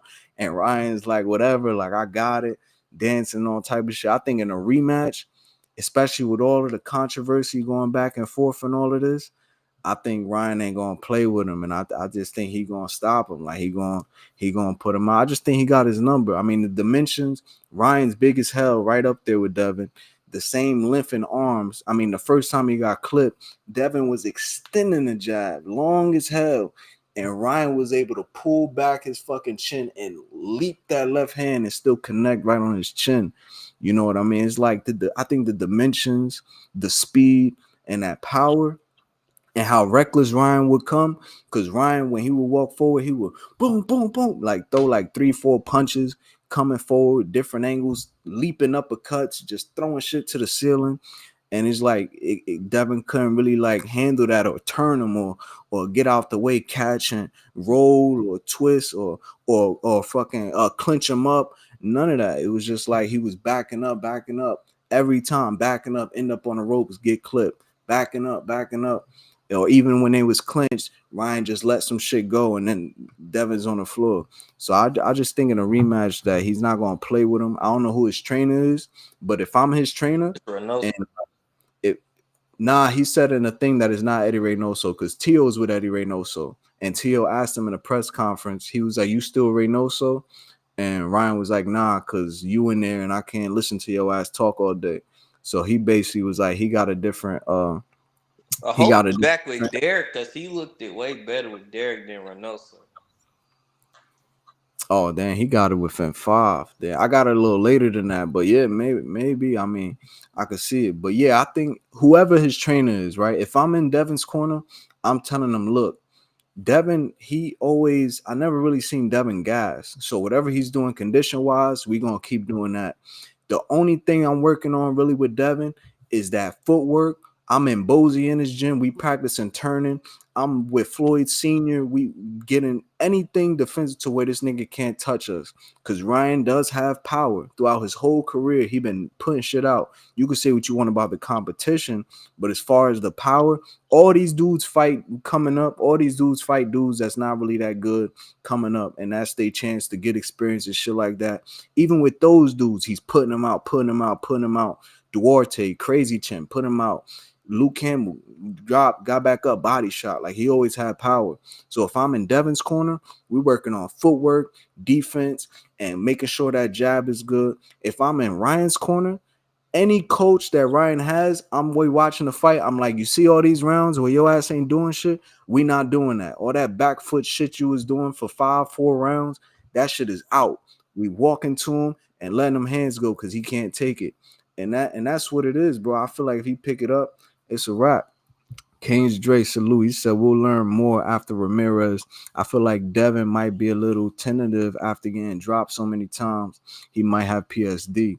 And that's what I think old boy was saluting to in the thing, like when he was talking to Ramirez, like, are you going to test that chin? You know, right now it's questions about his chin, which everybody is watching to see how Devin is coming back, if he's going to be better, and how he looking. Is he going to be faster? Do he look like he got more crack now that he done filled out? So you might be right, but that's why we going to see it.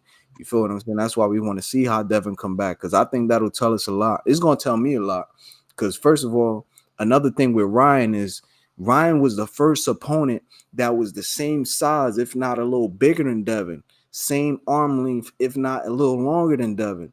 Devin is used to them smaller dudes that they can, he can keep out. Boom, jab, I'm out the way. Right hand, quick, I'm out the way.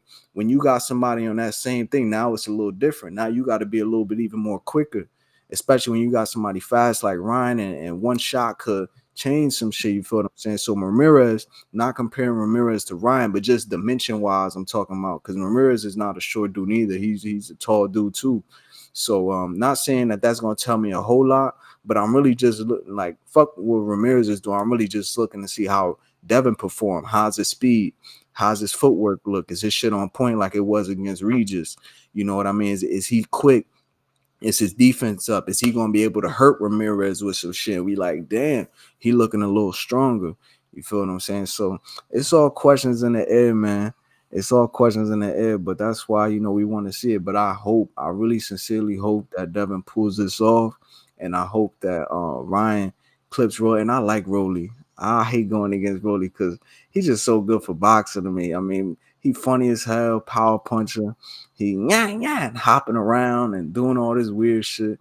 But I really hope that Ryan get him out so we could see that rematch too. Clarissa said Haney is gonna be cautious about Ryan's hook. I think that's a fact. He's gonna be more on point. That's all everybody was talking about. He's gonna have to be he's gonna be too occupied trying to avoid the hook that his offense won't be a factor. Oh, so Clarissa basically saying that he's gonna be real defensive to the point where he ain't gonna be active enough to really do nothing. I could see that too. I mean, but Devin always, that's what I mean. He's always been consistent and shit like this, but it's just the question, especially in the Ryan fight. Like you saying, I think that's one of the main things. He's gonna be looking for that hook. He's gonna be trying to evade all punches possible, and that is a possibility. He might be too defensive to where it's like his offense ain't really getting off, and then you already know how that's gonna go. I mean, let's say Ryan don't knock him out. You know how certain judges score. For certain judges put a lot on defense. Majority of them be like, who's walking forward? Who's landing effective punches? You know what I mean? So if Ryan's in front of him going forward all day, landing a shot, landing a big shot, Devin scoring, and then defensive back, it might just go 12. And so that's another thing. I think Ryan got the judges on his side, and I think that he just got Devin number like stylistically. But the way I see Devin beating him, if I'm like Devin got him, Devin's gonna have to school him. Everything Ryan throws, sloop, miss me, sloop, miss me, pop, miss me, jab, busting him up, frustrating him. Right hand, boom, just out school him every round. Like he'll have to really like do. I don't think it could be a close fight, and Devin gets that. I don't think so. And 12 rounds, that's gonna be. And then, like I said, with all the aggression and all the shit talking they've been doing, and the PDs and the controversy, and y'all set me up, and no nigga, you a cheater, and all of this, I just think it's gonna be on both sides. It's just gonna make for a banging ass fight. So we gonna see, man. But yo, anything else, Chubb? Well, I got you on here, bro. Anything else you want to touch on? Y'all don't forget my man Kieth Thurman is fighting tomorrow. He need all y'all support, even the haters. We gotta see one time back on top, man. He gonna take over the 154. You know what the PBC no more? Yeah, Thurman with the PBC. I think that he doing some kind of little joint promotion with no limit over there. But as far as I know, Thurman still with the PBC and has always been with the PBC his whole career. I didn't hear him mention anything else. They gotta make that Spence Thurman fight. And They have to. They should put that on like the Tank Roach rematch undercard. I think that'd be, If they put that on the undercard, that'll be crazy. And you know what? I think that's the headline fight. But I'm not mad. Like as a fan, if they put it, that's not gonna take nothing away from it. Like, oh, Errol's on the undercard. Like, oh, no. Even when they have Benavidez on the undercard, you know what I mean? Like, I didn't give a fuck. Like, PBC only has so many events a year, so you might as well put like a Riyadh season type of card with your own stars. Feel like. Right. That's why I could see what you're saying happening. Them on the undercard. I don't care, bro. If it's Thurman and I really want to see Thurman versus Spence. I really want to see that. But even if it's not that, I'll take Thurman and Charlo. Give me that. Oh, Give hell, me Zoo. I still yeah. want. Really, Yeah, it's 154 is so stacked. Like you can't go wrong with really anybody. Like Charlo, Spence. I still would like to see the Zoo fight, even though Zoo just got fucking ran over by old boy. I still would like to see that. I would like to see Thurman versus oh, the dude yeah, who fucking demolished the dude. Or even a Thurman versus Fundora. All of them fights, bro. All of them fights. There's so much smoke at that division. Like, I love to see that. I love to see that for sure. Now, Clarissa said Thurman is done. He fighting on YouTube. Man, yo ass timed out. It's like, nah. Yo, why y'all be hating on my man Thurman? He's not done. You never saw Thurman get his ass whooped, yo. You never seen Thurman look bad. Like, even in his one loss, he was doing his thing against Pacquiao, split decision. He ain't been beat up bad. The only thing about Thurman is that he's just so fucking inactive. Like, he fight one time every 6 years, and he's always getting injured, which I think is a bad thing. But it's also, like my man Ant McQueen was saying, it also kind of put him in a time capsule the way it's a good thing, because now he's still a fresh fighter at 36. He ain't been in no wars. I think the only war I seen him in was like when he fought Robert Guerrero, the Ghost Guerrero. They was going back and forth. We had the braids. We had Porter. Yeah, Porter was like a little bit of the thing, but I think the Ghost Guerrero was a little bit more because they was banging out and Thurman was putting them down too. But Thurman is still a fresh fighter. And even in his last fight with Barrios, I never seen that man looked so in shape and he was still hopping around quick, bust up Barrio. Barrio hit him with a body shot, had his ass moving around, but Thurman always, and his IQ is so good. He know every round he's in. He knows what kind of fighters he in front of. The way he breaks shit down, like I just think it's a good thing. It's a good and bad thing, his injuries, because they preserved him. It just kept him out for so long. But I never seen Thurman beat up, man. I think Thurman is still what do. I think he could take over 54, man. I like Thurman, but PBC put him on YouTube for a reason. Oh, that fight is on YouTube? Oh, bet. Oh, bet. I'm definitely watching that tomorrow. Again, Clippers, I don't know what time zone you in, but that shit starting. If you in America, if you on the East Coast, that shit starting at 12. If you in the middle of the country, it's gonna be 11. You on the West Coast, it's gonna start around like 8 or something. That card, but either way, I'm catching that for sure. Okay, you like Thurman? Okay, you get your wrench back. You get your wrench back. Hit that subscribe. Oh, I don't think I gave you a wrench. Yo, I seen you in this chat. Matter of fact, you come back tomorrow. I got you with a wrench for sure. This is my first time seeing you in here, sis, but you seem cool. You feel what I'm saying? You got a boxing mind. You pop your shit. I like that. You got your own opinion. You know, we fuck with that on Pound for Pound Boxing Talk, or the talk is the realest. I'll never try to sway you to think one way or try to cook you because you don't like Thurman or some shit like that. Like, everybody's welcome. The link is always in the chat. You feel what I'm saying? But yeah, for sure. Come back tomorrow. I got you. And he said, yeah, it's going to be on a PBC YouTube channel. Bet. I'm watching that. I want to see my man Thurman come back. Want to see him come back. I got him beating everybody at 54. I think he could take over 54. He take over 54, man. I think he outclass Earl. He go in there with Jamel, bop him up. Because a lot of people, you got to remember too, Thurman just don't got skill. That motherfucker also got cracked. That's how he came up. Knocking dudes up, putting shit down quick, fast. You know, so this ain't a dude that's just a good boxer. Like, he got power too, you know, and now he 7 pounds heavier. So we're gonna see what's up. Said he still want Thurman Spence. We need that. That's why I'm hoping Devin win. That's why I'm hoping Ryan wins. So we get that Ryan versus Haney rematch too. That's gonna be a crazy build up. The press conferences and all that I can already see is gonna be wild. And I want to see Thurman win. And I want Earl to come back so they can make that smoke. That's probably the biggest fight for Earl at 54, besides Jamel Charlo. You know, so if PBC gonna do it, man, they need to do that, man. So yeah, that's where it's at right now. But all in all, as far as the topics, the press conference to me was entertaining. I get it. You know, Bill Haney's his father, so he gonna stick up for his kid. You know, and I get people clowning too. It's always gonna be like that when you come off with like, like you complaining a lot or you crying, is the other fans are gonna be like aha, and your fans are gonna be like, yeah, that shit's wrong. You know, so I get it both sides. But all in all, I just thought it was entertaining as fuck. I'd rather that press conference than the last one.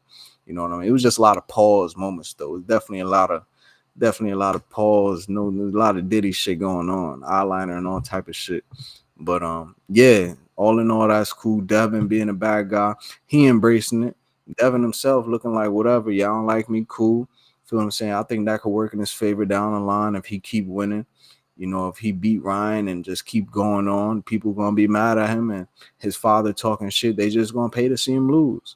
You know, so I think that's a good thing. But and also Thurman coming back, y'all go ahead watch that. We gonna watch that. I'm not gonna be able to call it because it's gonna be so early, but I'll definitely react to it after the fact, give my my ones and twos on it, how it was looking and how Thurman looking. We chop it up on that. But yo, anything else, bro? Anything else you had on your mind? Something I'm missing in boxing? I saw Keyshawn with Edwin De Los Santos on FaceTime, but that was about it. I ain't really hear too much about that. But Bivol Benavidez, I mean, I'll save that for another day. I'm hearing rumors it's almost done. Now it's not. Whatever the case is. It's But anything else I'm missing? finalized. I think it's like a Max Strong PBC collab, and it was supposed to be in July in Vegas. Bivol Benavidez. Oh, so they already put out a date. I gotta do some more It's research and see, because Ring I heard Magazine it. Instagram.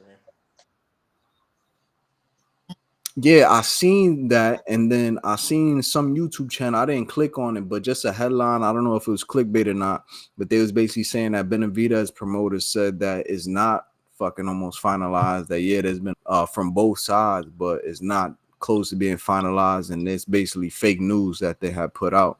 So I gotta do some more on that. But we could talk about it though tomorrow for sure, because I definitely want to see Benavidez Bivol, you know, for that undisputed. The trilogy would be cool, but I already seen 24 rounds in them, bro. To me personally, I had better be of winning both close, 7-5, 7-5. So I'm not mad how you got it either way. You feel what I'm saying? It's not like, you know, it is what it is, but I just had better be of winning both. But I feel like I saw enough of that. If we get a 3-peat, cool, run it back again. You know, it's high level boxing. They was doing their thing. But I would rather see Bivol Benavidez, because I would like to see that one now. Give us that one now. We already seen 24 rounds of the other one. Let us get a good 12 with Benavidez, you know, the Mexican monster. Let me see how that go. You feel what I'm saying? So we could touch on that tomorrow. You know, we could touch on that Tank rematch. And you know, just keep going, man. Just keep going, man. Oh, you say he had Clarissa said she had Bivol winning both. Yeah, I think most people, that's what I heard from most people. They had Bivol winning both. Me, I had Better BF 7-5 in the first one. I think that 12th round really gave it to Better BF, and that last one, I forget what it was, but I had it pretty like, no, I was for certain that Better BF won that one, and it was like, nah, Bivol. But you know, it's 7-5, so you can't really call a robbery on some shit that's close. You feel me? Or again, you don't know how people scoring it. There's mad ways to score, and it's all subjective on how you like. What's a ring general? How do you classify that? Defense, okay? Who are you deciding got better defense? Are you going with the person who landed more punches or the more effective punches? So I get it either way, bro. But you feel what I'm saying? Yeah, That's I cool. had Devin winning the first fight, but I definitely see why they gave it a Better BF, because he took off the championship round, really the most important rounds. That's what it was for me. Yeah, it wasn't just the 12th. If I remember now, it's coming It's back from 9 to 12. Like, yeah, it was like 10, 11, 12 that he just let go, and that's what did it. That's what did it for me. Clarissa said I had Fury beating Usyk both times. And I had GGG beating Canelo twice. That Fury Usyk, I don't know. I think I don't know about the second fight. The first fight, I could see it, but not that second. The second one, I had the 9-3 Usyk. Yeah, that first one, I was like, that first one, I just remember like Fury was doing his thing, but it just really changed the whole momentum when I think that shit could have got stopped when Fury was wobbling all over the ring and Usyk was on his ass and bouncing him off the ropes and shit. It was like, damn, you know, one round don't win a fight, but when they was like doing their thing, like I was like, I get it, but I just thought Fury would have came back harder. Pause, Clarissa. Pause. I thought Fury would have came back harder on the second fight, but you know he didn't. Usyk did his thing, and that's why he up there. But the GGG Canelo, I had GGG the first one. I think on the second Canelo fight, Canelo picked it up more. He was more defensive. The punches that GGG was landing in the first one, he wasn't really able to really get him off. He still was hitting Canelo, you know, in that second one. But I just think Canelo defense was a little bit more on point, and he started landing some shots more. So but yeah, man. Anything else besides Bivol Benavidez and shit like that? Anything else for today? Press conference. We talked about the slap. Teal slapped the shit out of him. Anything else before I slide off here? Anything else on your mind when it comes to this boxing talk? You know, we could just wrap it up. You know, we could, finish tomorrow. You know, something gonna happen in these next 24 hours. I know it's gonna be a new rumor or a new thing. That's how I'm gonna just start doing it, man. Because boxing, when we got the fights announced, then we on it. But it seemed like everything is just right now. I mean, it's the drama, and I mean, you know, it's part of the fighting sport. It's always trash talking. Who said what? Who tweeted this? Who made a video? Who on FaceTime with who? You know, that's just how our sport is. So I'll get some more into that. But yo, Chubb, it's always official. Clarissa, appreciate you. You come back tomorrow. You feel me? You gonna get your wrench. I fuck with you. You had me on the pause shit early. You had me on you kept me on point. So I'll be looking bad out here in these YouTube streets. You be like, yo, that nigga pound for pound be talking some real shit, but that nigga, he need to pause some of them sentences. He need to slow down on some of them shits. So I appreciate you. But yo, Fight Sports TV, everybody that checked in, I appreciate y'all for coming. P4P Boxing Talk, unbiased boxing channel. What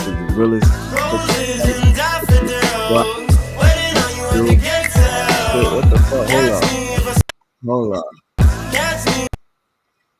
Hold on. Pause. Nigga, damn. Can I finish? Shout out on my people, Pound for Pound Boxing Talk, where the talk is the realest. Hit that like, hit that subscribe, and turn them notifications on too, because I'll be doing different times. You feel me? We live real life out here. We just go on and boxing talk. I give people a place to come to have some real boxers talk with no narratives and no fucking crying in your ear, whether you can talk some real boxing shit and get your opinion. And the link is always in the chat for my people. So definitely subscribe. P4P Boxing Talk. Peace. Unbiased boxing channel.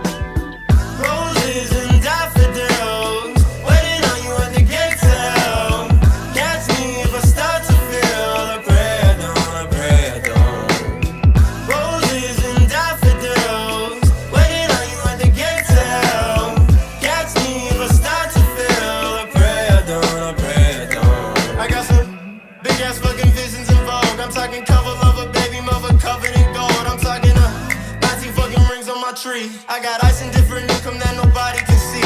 Got a big ass fucking head on my motherfucking shoulders. My niggas steady laughing, talking about my head and shoulders. Hair so fucking long ago from head down to my shoulders. And this shit is from the heart for my haters and the boulders that be in my way. Feeling like the man until I went another way. Try to bust up on my life and went another way. I got that money in my pocket, living up.